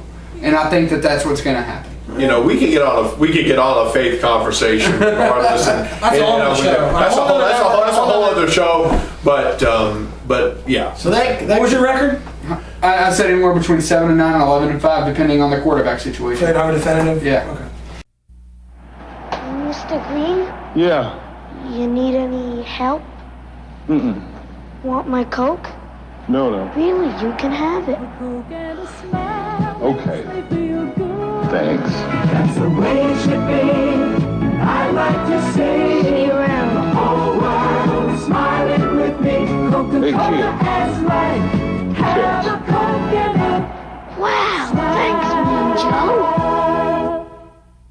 And welcome back to the Triple Threat Talk football special. We were about ready to go over the next block of teams which fall in the AFC North. How did I get this shirt on? I don't know. We had a little bit of an accident during the break. Terry knocked over his soda, spilt it all over your Seahawks jersey.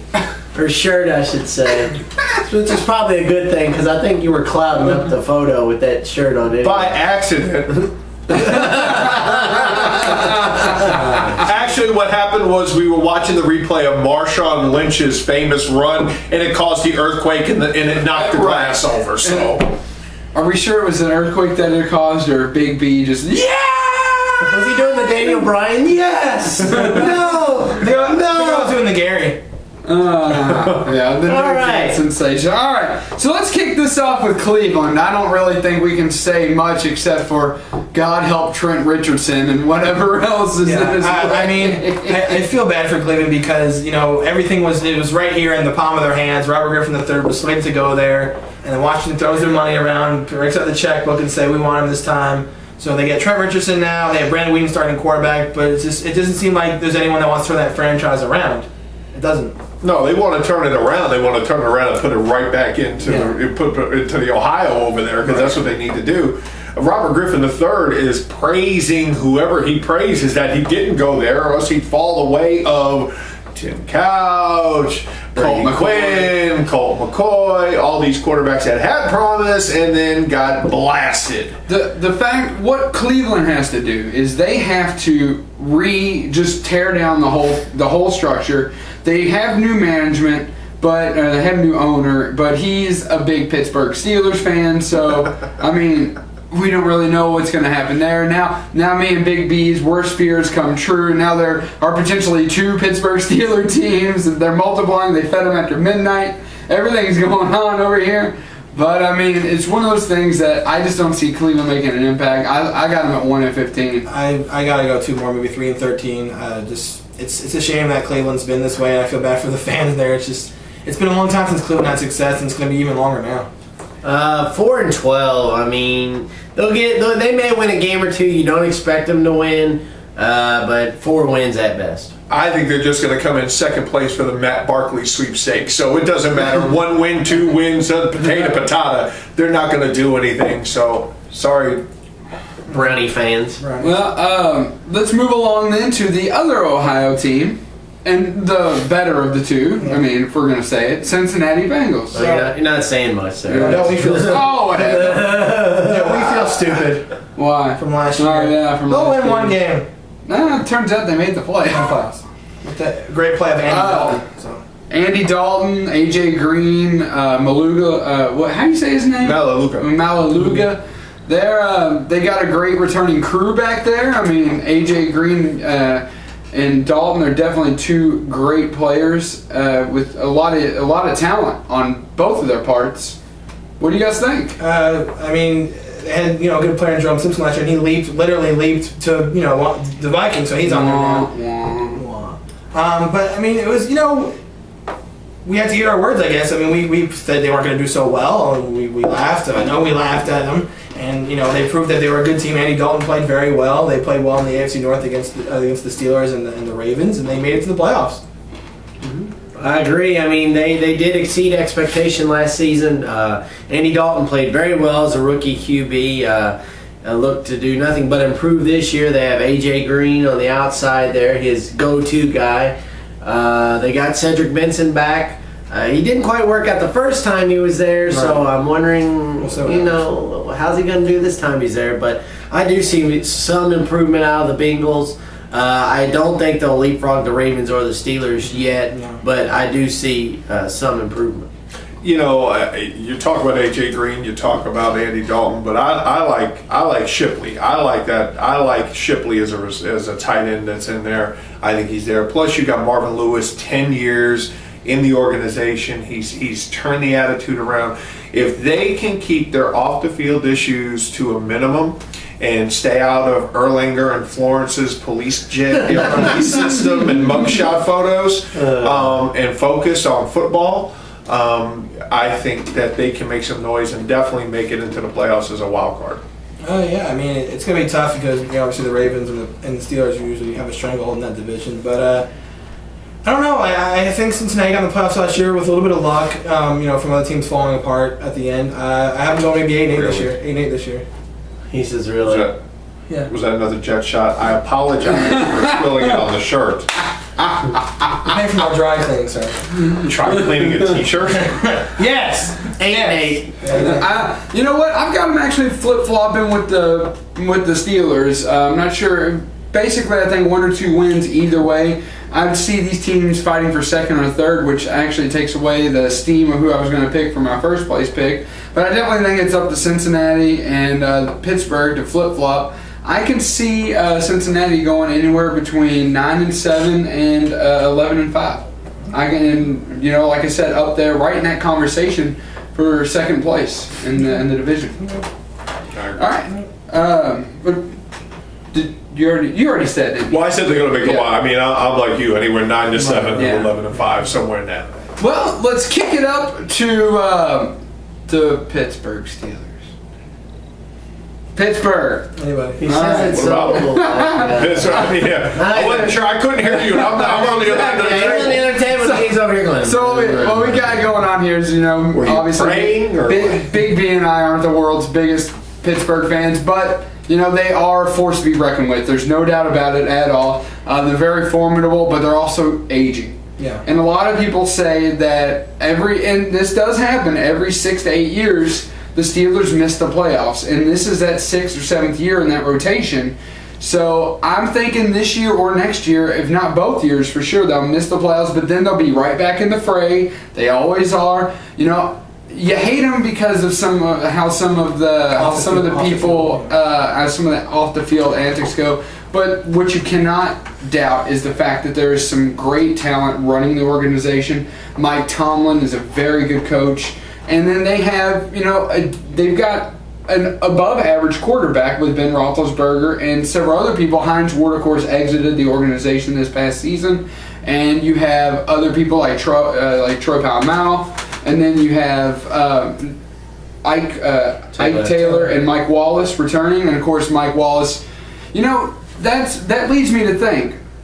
Mike Wallace's off the field behaviors this year, not bad, but the fact that he wanted a ridiculous contract, like $150 million, $250 million, and 3 picks since he's a restricted free agent for the next 3 years. It's a very high price, and he's still not happy with what he's getting.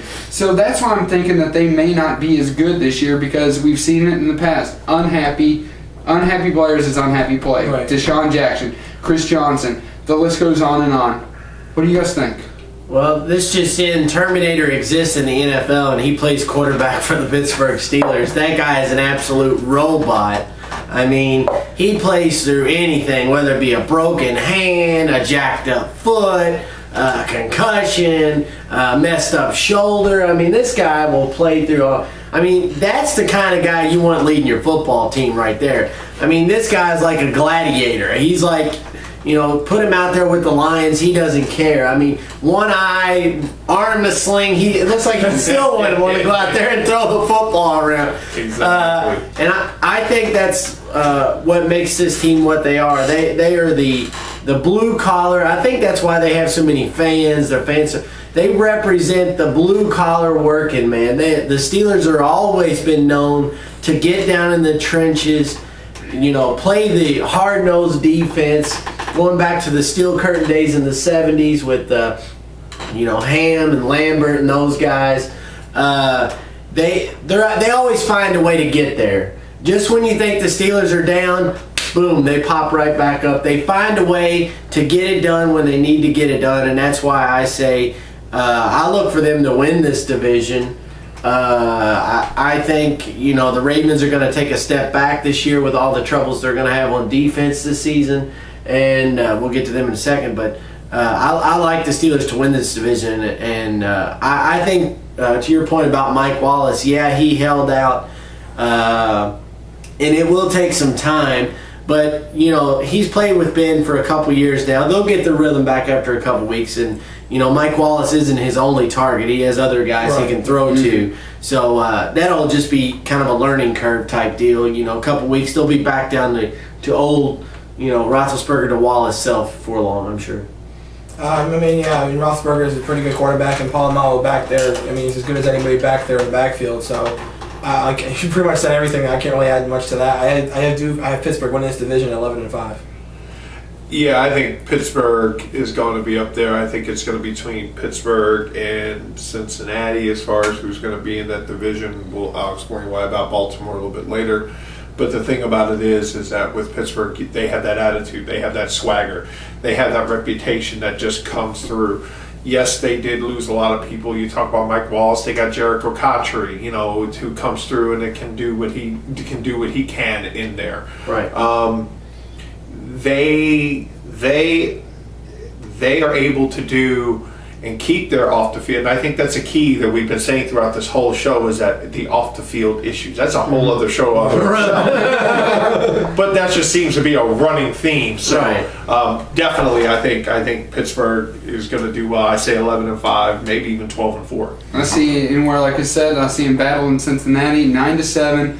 12-5, and I just want to expand on. Really, they get an extra game. Extra game for the Steelers this year. They're going to go 12-4 in the playoffs. I was going to expand for 1 second, though. To your point about Roethlisberger being a robot, yeah, but that's also a bad thing, and we saw that in the 49ers game. That's just a gunslinger mentality. Brett Favre had it. Troy Aikman had it. Yeah, but any good quarterback, John Elway had it. Peyton Manning has it. Eli, that's a quarterback. At one point, though, it hurts your team, and as a true leader, it's up to you to know when you need to take a step back and say, sit on the bench and go, my hamstring hurts. And Sorry, Jay say, you know what, I'm gonna.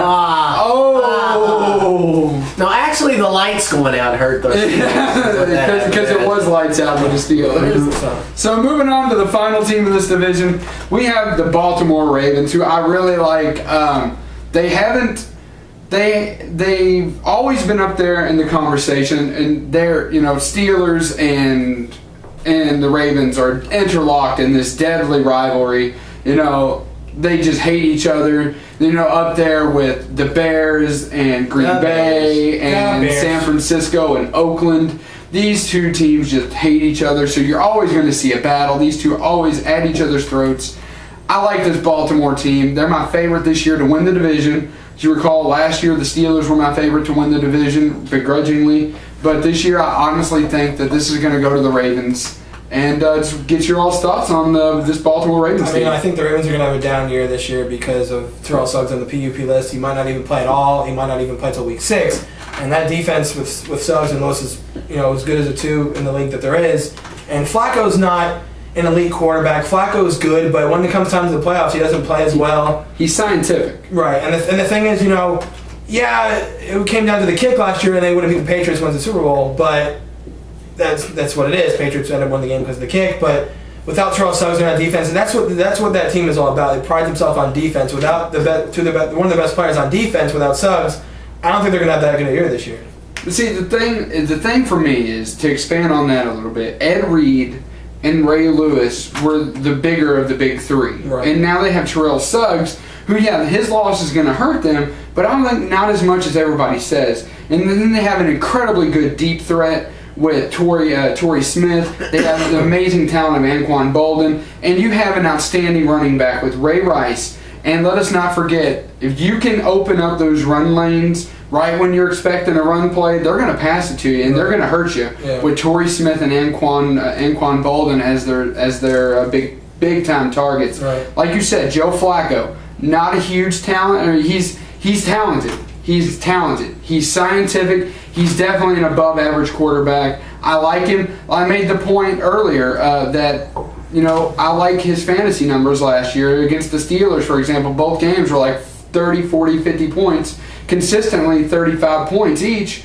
Yeah, I know fantasy doesn't have a real good spot in the actual conversation, but there's nothing that you can say that would say, you know what? He's not going to be a bad quarterback. And we'll finish up talking about this team after the break. Oh, babe, check this out. Hey, come on. You want a little chippy? You want a Dorito? Are you hungry? Come on and get a Dorito. Babe, don't hurt my dog. Come on, get a tip. Come on, get a tip. Get a tip. Come on. Here it goes. Here it goes.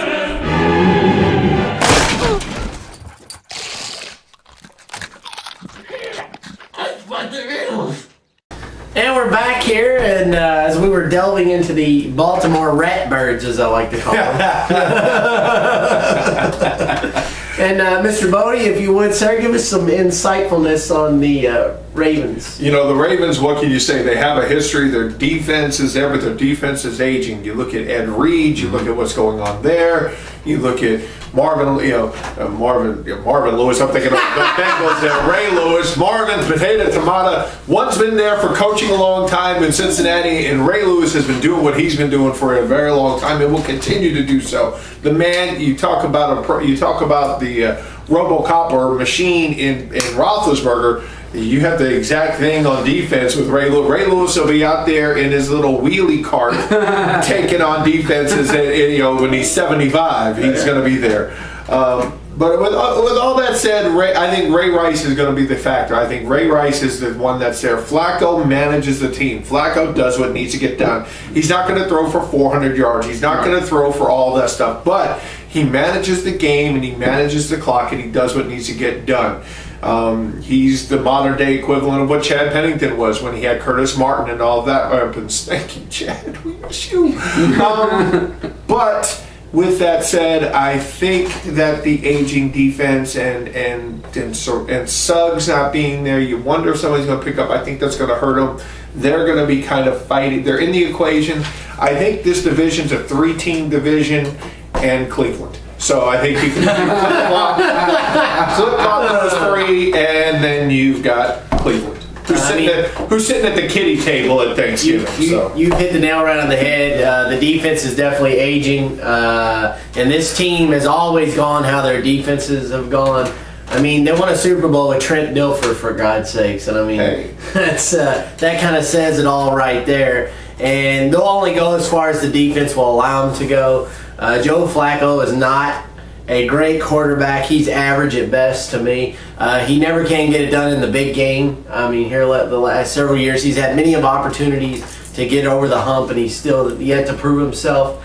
And like you said, yeah, it was one missed kick away, but had he performed a little bit better, they probably wouldn't have had to be in that position and settle for all those field goals, because if you remember, that was a low-scoring game. Yep. So that's what you'll get with that defense. Right, absolutely. So the defense gave him the opportunities to score the touchdowns. He just couldn't get it done, you know. So I say 8-8. I'm with Big B. I think they have a down year. The defense is getting old. They're struggling. And so we'll see what happens. I have them at a little better than that. I have 9-7. Maybe a wild card. They don't do as good as they did last year, but maybe they get us a wild card down to 7. Like I said, I really like their chances. I really don't see the issue of defense struggling. I haven't seen those issues in the past. What I do see is an Ed Reed, both because Ed Reed and Ray Lewis train together, and they train to the point of exhaustion. They are two of the most well-conditioned people I've ever seen in my life for their age.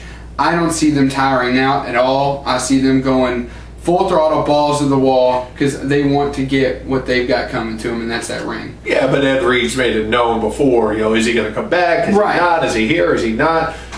Bottom line is that you can't rule them out of the equation no matter what. 8-8, 9-7, 7-9. They're still going to cause havoc and affect somebody somewhere regarding, if not their wild card chances, somebody else's wild card chance of getting in. If they don't win, they're going to play the spoiler. They will have an effect on the season regardless. And I like I said, they're my favorite to win the division. I have them going anywhere between as high as 11-5 to 13-3. I like their chances. All right. Done. Move on. AFC South. The AFC South. The division we used to call home for you. The down south. AFC blah. I guess this is Elvis Pridemore's home. Isn't it? I don't know what you're talking about, man. You know what you're going to do this night out, man. That's what we're going to do. Elvis Primore. All right, Boomhauer. Love you, Elvis. But no. I mean, what do you think of the AFC South? It's a jumbled mess after Houston. Yes. It's Houston, like Terry said earlier. It's Houston and everybody else. 3 other teams. I mean, it's Houston and then whoever else kind of falls their way forward, steps up. Jacksonville. As long as they have Blaine Gabbert in Jackson, I guess we'll kick it off with Jacksonville since we're talking about it. As long as Jacksonville has Blaine Gabbert at the helm, they're not going to be good. They're just not. I don't know about that. No, it's true. I think you were with us the entire year last year. Blaine Gabbert was abysmal. Yeah, and he still is. No, last year he was abysmal. This year he's showing a little bit of promise in the preseason. It's preseason. The P word. We're gonna air this out right now, okay? Preseason doesn't matter when it comes to the score and who wins and who loses. It does not matter whatsoever. It matters who plays and who steps up. If you step up in the if you play well, you play well. I don't care if it counts or not. If you have skill, you have skill regardless. Okay, you need to calm down before we have to have another wardrobe change with you. All I'm saying is, I'm going to use the Niners as an example because I know this one. Singletary's last year as head coach, they went 4. I'm just saying they went 4-0. Shut the front door. They went 4-0 in the preseason, and they went 16-10 or 6-10. Really? I misspoke. All right, let's the Super Bowl. We gotta quit hanging on misspoken words. All right, 6-10 is what they went to. Fun. All right, 6-10. Okay. Last year they went 1-3 and they made the playoffs and came within a football. You're proving my point. Yes, you are. You are so. You're saying you can play bad. You're saying if you play well in preseason, you're going to play well. Is what your point was. Right. You're talking about wins and losses though, which doesn't matter. Yes. Wow. He sit there and said wins and losses doesn't matter. You're proving his point. Yeah, wins and losses don't matter. No. He's going by individual performance. Yeah. Okay. You still like, for example, Alex Smith can play fantastic. He comes out, the second string can completely fall apart, and they lose. That's what can happen. Yes, you proved his point. I don't think I was proving his point at all, but let's move on. Okay, so let's get back to what we're talking about here. You got 2 teams in this division that in Tennessee and Indianapolis that are starting young or rookie quarterbacks that are building themselves up. You know they're going to be somewhere under 500 in this division, not because of anything that they're not doing is just the talents out there. Indianapolis basically scrapped everything and trying to rebuild. Got rid of Tammy, got rid of Clark, got rid of some guy that's been there for a while who had neck issues. I don't know. But, Tennessee gets rid of their coach, gets rid of their gets rid of all that stuff. Gets rid of their talent. You talked earlier about Chris Johnson. The difference between what Chris Johnson was that whole team. So if he decides to go and kick it into neutral, it affects everything else. Other players on other teams that have more weapons, they can sit back and go, fine, sit down. We'll do something else. Jacksonville with MJD, if he decides that he's going to sit out, there goes 4 wins that you had right there. Right. So you got Houston winning the division in my mind, and everybody else is going to be jockeying for those middle lottery picks. To be able, lottery picks, that's basketball, middle draft picks that they're going to be looking for the colleges and try to see who they can get. I would like Jacksonville to do well because they're one of my favorite teams because I'm from Jacksonville. I used to live there. Justin Blackman seems like a good pickup. He seems like he's a good receiver. If JD doesn't play, that team is going to fall apart. That's their whole focal offense. He's one of the best running backs, if not the best running back in the AFC, and JD and Jones-Drew. And that's what Jacksonville needs. They need him to play, and they need to have the threat of him because if he's on the field, then no one fears Jacksonville because that's their best player is JD. And I'd like to see Blaine Gabbert get better because obviously they draft him for a reason. He's the future of that team. I have Jacksonville at 6-10. I see a little bit of improvement because I think Blackman's a good pickup, and I'm hoping JD plays, but they still have a little bit of work to do. So. If Blackman can stay out of jail, he hasn't even started a game yet, and he's already getting arrested. He's already off the field issues. Exactly. I agree with Terry. This is totally Houston's division to run away with. They have no problems. They may even sweep the division. They may go 6-0. Possibly. That's why I think the Texans you could see the Texans at 11-5, 12-4 range. Indianapolis is going to improve, I think, a little. They'll have more than 2 wins. Yeah, I think so. Andrew Luck is a NFL type quarterback. He will only get better with more reps, more playing time. He's not Peyton Manning II, so people just tone that talk down right now. No, he's Andrew Luck the first. Yes, exactly. All these people, he's the next Peyton Manning. No, he's not. He beat the Rams. Wake up. He's his own man. He's not. Peyton won 3 games his rookie year. Yeah. So if he does 4, he's done better than whoever it is.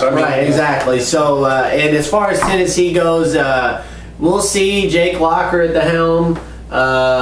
With Matt Hasselbeck kind of giving him that push from behind, giving him the advice, pushing him along. Will we see Hasselbeck as the starter before the year's out? I don't think so. Unless Locker gets hurt. Unless Locker gets hurt or he's just playing absolutely abysmal. I like where Hasselbeck's position is here. Kind of the mentor. Yeah. He's the veteran. He's showing the young guy the ropes. A couple weeks ago on ESPN when they did the game where Trent Dilfer and Chris Berman did the game, it was the Tennessee Titans and the it doesn't matter because it's preseason. But Trent Dilfer gave an interesting story how Matt Hasselbeck saved his life. Matt Hasselbeck, did a lot for him as a young guy. Right. Yeah. So I think that can only help Jake Locker. So this is Houston's division to win. Right. That's what I said. Jacksonville, I think I got them, at 4-12 probably. 4-12, and that's about it for that.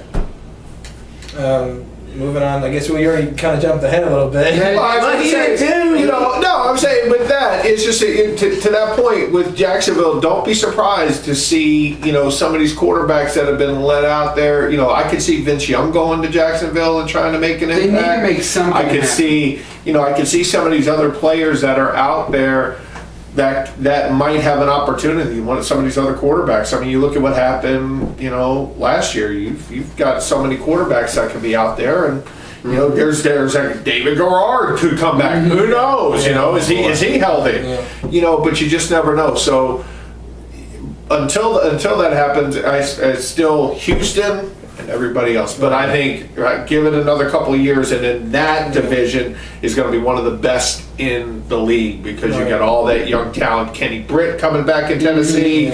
You got all of the weapons in Indianapolis. And then it'll be back to being the tough division. Right. So what team y'all want to talk about next? Because I think everybody kind of covered I think we're just kind of moving along, I guess, record-wise. I guess, Tennessee, they have Jake Locker at the helm. He's obviously the future of the franchise. And, Chris Johnson had a really bad year last year. That was very unexpected of him to have the year he had. They brought in Steve Hutchinson, who's obviously a great offensive tackle. He'll help him get more yards. But Tennessee's going to struggle because Houston runs that division. That's their division to win, or division to lose, I guess you could say. And I have Tennessee. I know they went 8-8 last year. I have them going 1-less. I have them 7-9. Tennessee 7-9.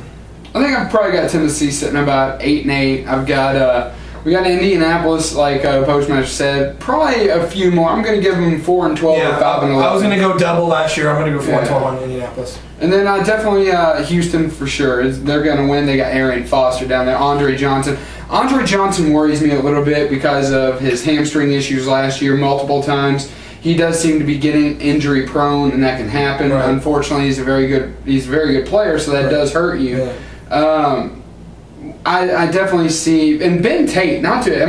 This guy is a backup, and he is just as good. Maybe just a little bit less so than Arian Foster. And then they have that phenomenal tight end, Owen Daniels, who's just amazing. And what can you say about Matt Shaw? Yeah. Definitely well above average, almost to that next category. He's just got a few more things that he can do and get up to that next category. Win a ring. And he is just, I like Matt Shaw. I like him. He's very good. He's very talented. And I'm once again there with Postmaster. I think 12-4 and 13-3 is not unheard of for this team. Yeah, I got Houston at 12-4 as well. That division is theirs. So, go ahead. I was going. Terry can expand on his thoughts when we come back after the break. Hey, Nick Dinsmore here. Do you have the dream of becoming a pro wrestler? Well, I did, and I came to Ohio Valley Wrestling. Join the Nick Dinsmore Pro Wrestling class today. I'm a former WWE superstar. I'm a former 9-time Ohio Valley Wrestling heavyweight champion, and I can train you to be the best today. For all the information regarding the Nick Dinsmore Pro Wrestling class, go to obwrestling.com and click on school. Join the Nick Dinsmore Pro Wrestling class today. obwrestling.com, click on school. And we're back here as we were discussing socks during the break. Jack sock that. Big B has this obsession for socks. Tennis is definitely rearing its head. It's an NFL special. It's an NFL special. The tennis special is later. Yeah, there is no tennis and it's special. you by yourself. Yeah, right. Yeah. Good evening. So, good evening. This is 1/3 of Triple Threat Talk. He's the triple of Triple Threat Talk. Before the break, Doctor said that Terry was going to give his thoughts on what he thought the Texans would finish the season in. The Texans are going to win that division. I could see them 12-4, 13-3. They're going to be a higher seed in the playoffs. They'll probably host a playoff game and go forward from there and go deep into it. All right, so now we head to the final division that we're going to cover in this football special, and that is the AFC Wild Wild West, as it were. Wild Wild West. Yep, and I guess this could be another case of a runaway type division, I think. Maybe. Not so much. But we'll get into that. Let's start with the Oakland Raiders. The fact of the matter is this. Everywhere you go, everywhere you see, to your point about the Steelers earlier, whenever the Raiders travel, you have Raider Nation. I know Terry said that he's had a couple run-ins with Raider Nation. I've seen Raider Nation. They come out in droves to support their team. This team really honestly draws from their fans. They honestly do. They know when they're loved, and they love when they're hated too by other teams on the road. This team finds a way. They find a way to be in the conversation at least. A point was made last year, and that doesn't always mean winning.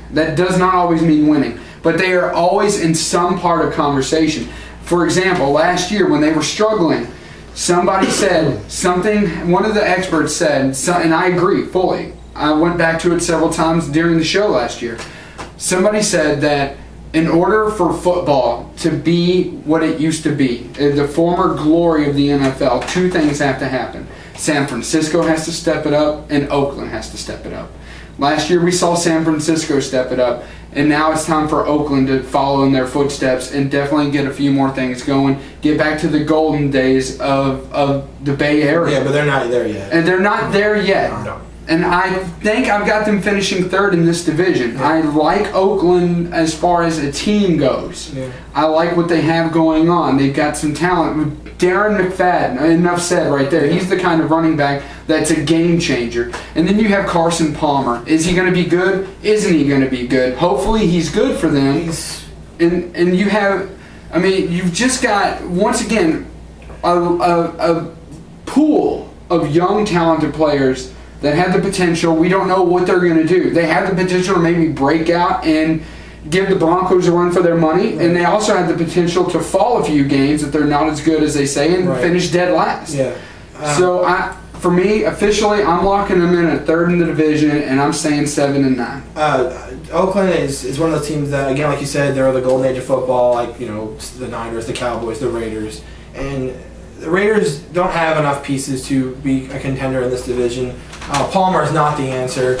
You know, almost you think maybe they I don't think they wouldn't want to do that, but maybe Matt Barkley, but I don't think they want to lose as many games as it would be to get him. But they need a quarterback that can lead them. Carson Palmer is not the answer to lead them. He's an old veteran. His best years were behind him in Cincinnati. If anything, I thought they should bring in Chad Johnson to have some kind of chemistry with Carson Palmer to help him. But they didn't do that. They have Darius Herbert-Bay, he's a very good receiver. He's very fast. Like the doctor said, McFadden is a game changer. That defense is still pretty good, but this division, Oakland is not going to really contend this year. I have them actually going to one loss lower than the doctor. I have them at 6-10. You know, you talk about the golden age, and yeah, that's true from a nostalgic point. I mean, Kenny Stabler was one of my favorite quarterbacks growing up. I mean, Kenny Stabler, Ray Guy, Fred Biletnikoff, you could go on and on and on with 2 Second, all that crew that was there. Howie Long. Exactly. I mean, Howie Long was the new, Howie Long sat, and you could go the Tom Flores and all that. You could go down that history. But I don't think it's the key to bringing football back. I think the key to bringing football back, and I'm sidebarring a second, is watching these other teams that are coming up to that level. So with that said, Oakland is a very interesting team. They have Darius Heyward-Bay. They've got some of these other pieces that are there. They've got a great coach. I forget the coach's name, but they're rallying behind them. I think last year was an interesting year. The passing of Al Davis, the heart and soul and the lifeblood of that team affected it. Now you got to wonder, and he had a lot of control. Everybody talks about Jerry Jones. Who do you think he learned from? Right. I mean, God rest your soul, and thank you for what you did, Al Davis. But I think now is the time you'll see when Oakland will start making some of those things as well. Mm-hmm. As far as Chad Johnson, I can't remember if we talked about this earlier or not. Chad Johnson would be a great addition. I know people are kind of talking about, with Chad Johnson and what happened. Look, bottom line is this. Chad, you never put your hands on a woman. I don't care what you do. I don't care what she says. You never, ever, ever do that. You go ahead and you get yourself taken care of, because he never had an on-the-field incident. He never had something that, he never had an off-the-field incident until now. Mm-hmm. He was an interesting character. He put himself out there, the Hall of Fame question mark jacket, changed his name, all those things. Mm-hmm. But the bottom line is that people came to see him. Right. And he had an impact on what you were going to do. With that said, get your head together. Now, the fact that you married somebody, let me give you a little bit of advice. The next time you go to marry somebody and she's got a reality show, watch the tape. Exactly. You would do some research. One of your boys should have said, hey, this doozy bot's cuckoo for Cocoa Puffs. She's throwing bottles at people. She's doing all this other things. Now she's on Oprah going to talk about being this whole other show. But you were wrong. You were wrong, Chad, in putting your hands or your head or hitting her. Bottom line, you don't do that. No man should ever do that to a woman at all. No matter how cuckoo for Cocoa Puffs that doozy box gets. Okay? Yes. You walk away. For Cocoa Puffs. Okay? I'm excited. So, with that said, Oakland is going to be in the bottom of the division, battling with San Diego in the bottom of that division, so that we can figure out what's going on. So I say them maybe 5-11. I agree with Terry. I mean, he said it best, including breaking down the marriage of Chad Johnson and his former wife. 5-11. Carson Palmer's not the answer. I agree. They need to get somebody else in there. I don't know if they want to go the route of maybe trying to tank to get Matt Barkley. I don't know. Keep the California kid there in California. I don't know. The last USC quarterback they drafted, Todd Marinovich. What's he doing now? I think he's got a surf shop. Really? I thought he was a janitor or something. Could they go the route? Could they go the route of possibly what Washington did this year? Throw money at whoever gets him and try to get him. I mean, they could. I'm not saying they won't, but they could. When your leading offensive player is your kicker, come on, you got issues. I mean, it like you said, I was going to expand on that and say when you have Janikowski, anything's possible. Right. So, but it's one of those things. They're writing down something here. I don't know what they're doing, but I mean, I definitely, like I said, we need to move on to the next team because I think we've all put it up there. So lay it out there. The Kansas City Chiefs, the Chumps, as you like to call them. I got them finishing dead last. Dead last. Really? I don't get where these people are coming from, saying, Madden simulated said they're going to win the AFC West and Cornell's going to be Coach of the Year. Like, with what? Matt Castle? Dwayne Bowe's phenomenal. Dwayne Bowe's good. Jamal Charles is injured last year, so I don't know how he's going to recover. I don't see where Kansas City has... I mean, they played well at the end of the season last year. They were the only team to beat the Packers, but I don't see where this team has the talent enough to, A, contend, or B, win the division. I just don't see it. I have them going 4-12. No. You know what? When I said dead last, I did think back for a second. Like I said, I see them easily with Oakland for 3rd or 4th in the division. Like every people had bottom feeders, and I think that these two are going to flip flop. And I can see we're upsetting the fan advocate. So I'm surprised. Go ahead. I'm shocked. I think with that, I think I could see them going in the upper part, battling for 1st or 2nd. I think when you look at Thomas Jones and everything else that they have there, the attitude, the way that they're turning it about, and the way that they believe now that they can win because they did take the Packers out. I think that they're a 10. I think they're a 10-win season. I think that's there. I think it's a 10-6, and they're in the playoffs. They are in the playoffs. They are a wild card in the playoffs. I mean, it's very possible, like you said, to go to maybe get 10-6. Do I think so? I don't think. I mean, I think they're going to be better than Oakland. I'll give you that. I don't think they're going to be a bottom feeder with Oakland. I know it's not saying much, but they could get 10 wins. I think that would be best case scenario for the Chiefs. If everything locks into place. But I like them at 8-8. I think I've got them.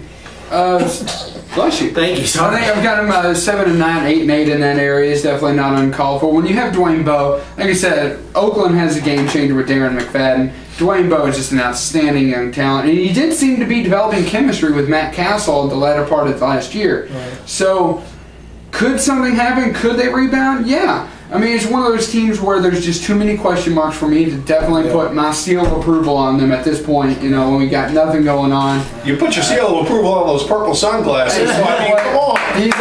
These are Dr. Brand Crown Royal, Unless you're a Washington apple shot, you don't need to be wearing Crown Royal. Life is good. Under 21, you don't know what that is. It's a family show.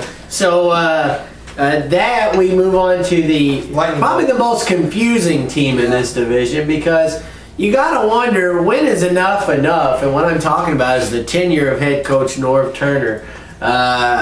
We'll get into the Chargers here. What are the ownership group thinking there? I mean, why is it that they like Norv Turner so much that they are punishing these fans there in San Diego? They've had the team the last several years. They just can't get it done, whether it be coaching, whether it be Phillip Rivers, whether it be injuries. This team is just, other than the Achilles heel for the Colts there for a couple of years, they haven't done much of anything. No. How much do you think they're kicking themselves now after letting go of Drew Brees or trading Drew Brees? I mean, Big B, jump in there, but I sit there and go, they're going to be the ones that are going to be battling Oakland in the bottom of that division. I think they're done. I don't get what's the problem with San Diego. San Diego, like at a time, they had Phillip Rivers and LT and Antonio Gates, all those people in the same group, and you figure with the talent they had, they should have won the division every year and been deep in the playoffs. Well, they did win the division. I'm just saying. I'm saying just about. Get a little deeper in the playoffs. A couple Super Bowls, maybe a couple wins, maybe 2 or 3 rings.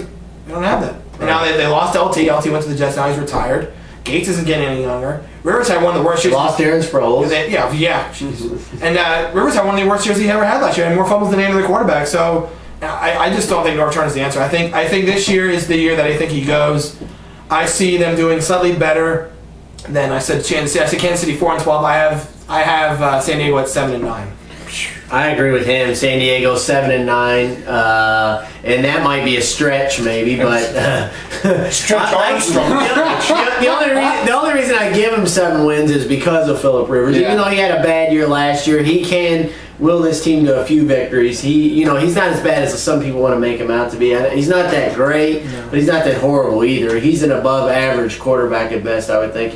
Maybe a touch on the good side. So you know what? Something's happened here the last couple minutes that doesn't happen very often. You guys have changed my mind. I looking at this team before you guys started talking, I think that the Chargers, for me, I always kind of put them up there on a little, not a pedestal, but especially the last few years with their performance. Yeah, they won the division, but like you said, things have happened, people have aged. And I think now that you guys are talking about this, I think I'm going to have to drop them down. I had them a solid second in this division, but I think now I've got to do it to probably third. He's doing the dipsy-do. He's turning it around. I've got to do. You got to, like I said, it doesn't change our. Sometimes on this show we change each other's minds, and that's part of it. Right. And I think that you guys have definitely done that, and I think. While we bask in the glory and the love of Dr. changing his mind, we're gonna have a group hug. Go to break. When we come back, we'll wrap up this division and we'll give our playoff predictions right after this.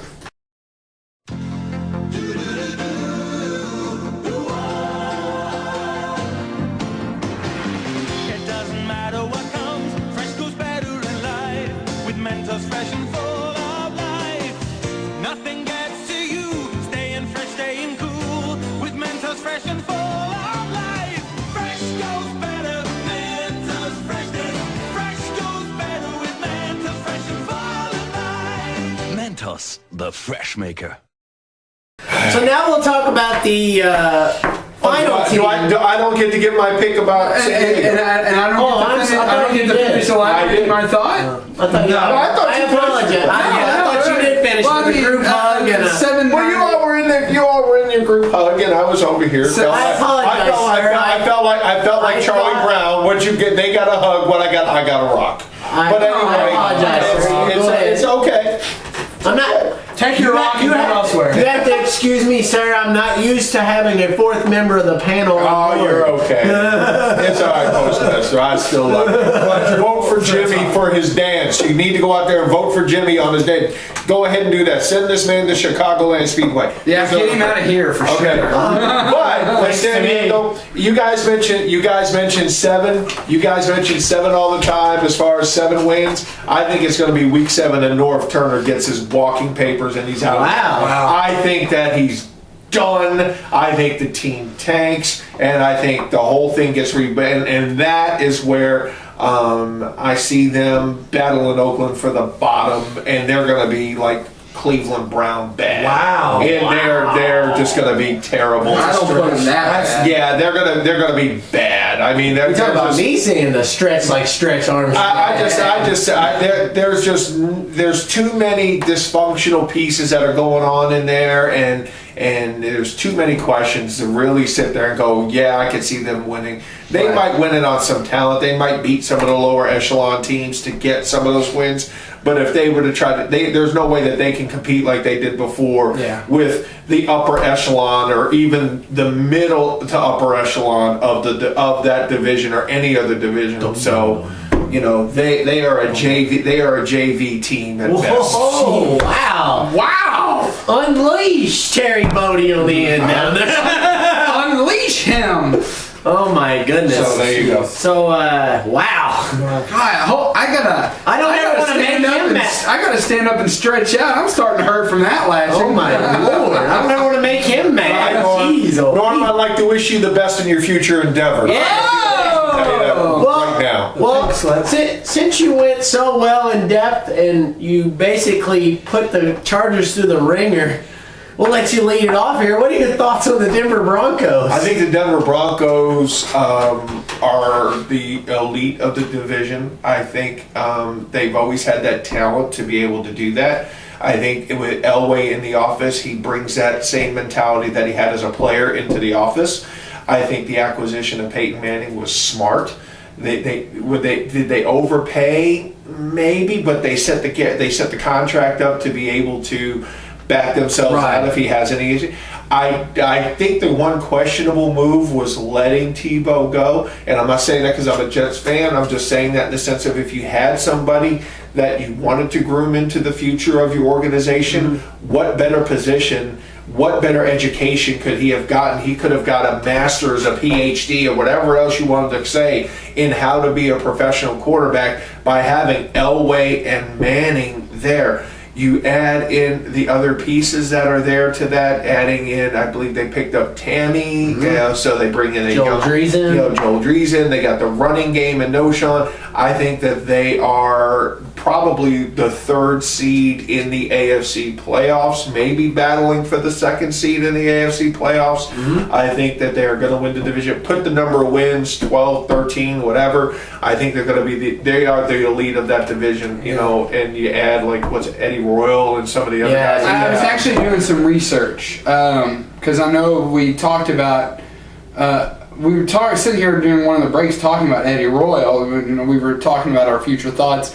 Eddie Royal apparently has been cut because I did not see him on the depth chart. Well, whatever. I'm not sure about that. That's fine.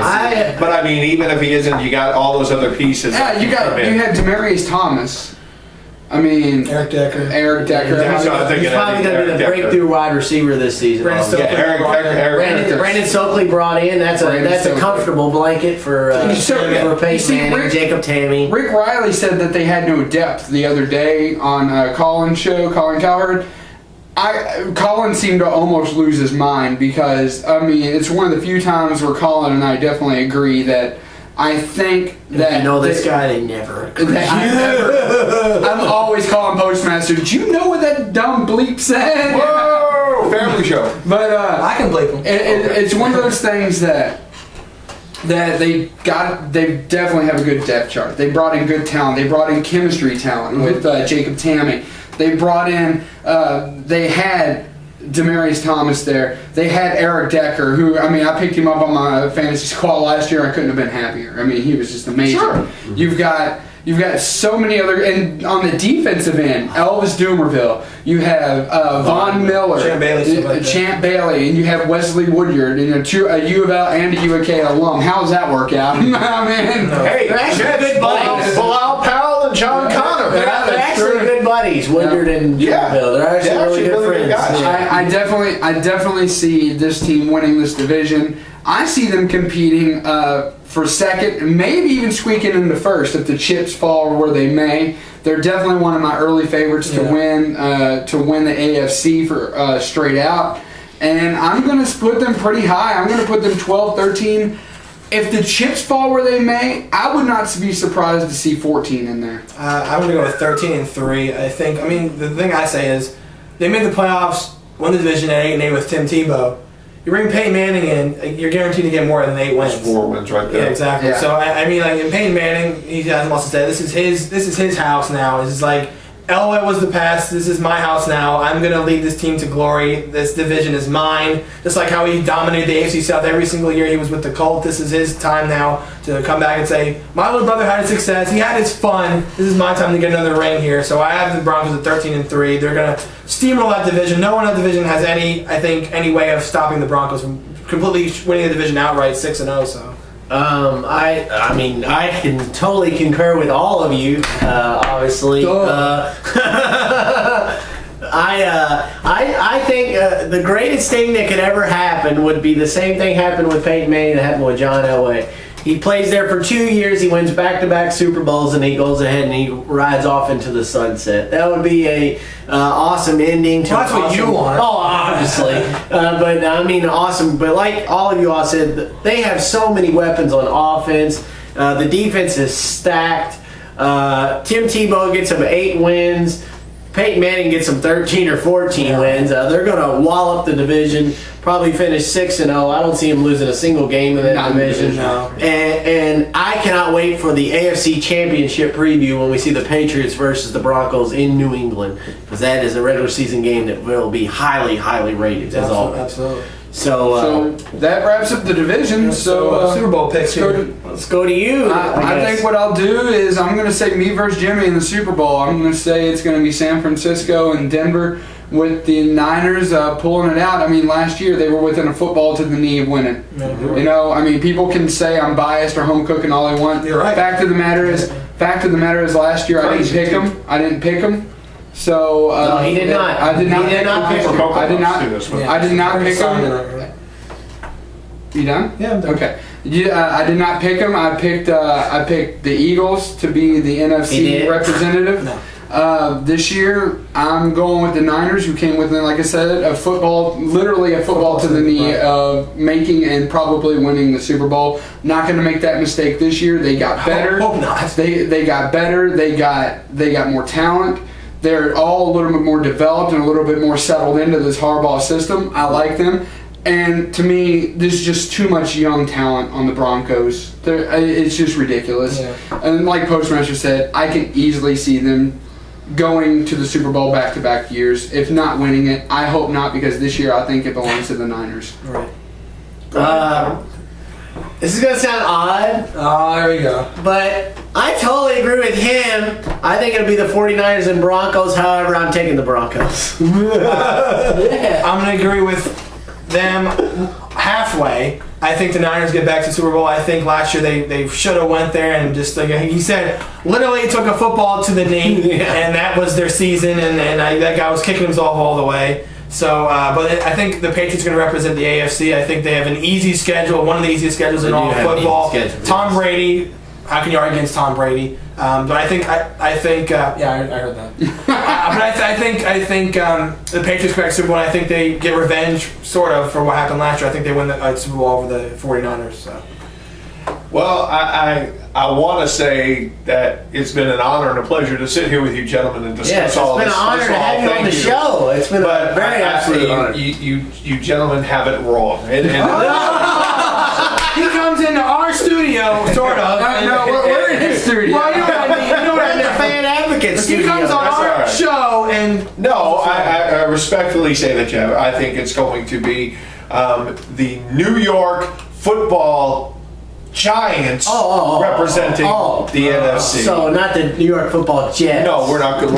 He wants a Giants Jets Super Bowl. No, that would be fun, but not this year. I think that the Pittsburgh Steelers will come out of the AFC, and I think that at the end of the year, the black and gold will be raising that title and holding it over their head. Terry, you're making them vomit over it. Well, I'm just saying. I can't fathom the egos that come out of I can't keep my breakfast down. Pennsylvania if that happens. You have to look at what's there. I think they have something to prove. I think that's there. I think you got Eli and Tom Coughlin. You can never rule them out. Everybody else is kind of jockeying around. These are teams that have traditions and know how to win. The other teams are learning how to play as a team and learning how to win. These are teams that know how to win. And I think in those tough games, that's where it's going to be the intangible. I think New England will be somewhere in that picture, probably either make it to the championship game or lose the week before. But they're done, and Bill Belichick can wear his cut-off hooded sweatshirts and do whatever. Just horribly dressed catch frostbite on one of his small toes. He's casual. All right. Well, awesome insight from everybody. Good stuff here on the Triple Threat Talk Fan Advocate Football Special. It's been an honor for the Fan Advocate to allow us into his studios to film this special. So Let me tell you, it's been special. This football special is especially special. Special is in the short bus version. Yeah, and I think Big B's driving the bus, so it's all good. Let's end on that. So, ladies and gentlemen, this has been the 2012 Triple Threat Talk and Fan Advocate Football Special. This is Big B signing off. This is Postmaster Jones, and I just want to say, go Broncos. This is the Doctor. I want to say, Niner Nation, baby, Gold Rush. Hey, and this is the Fan Advocate Terry Boddie saying Jets, Jets, Jets, Jets, and we'll see you at the shows. Go Hawks.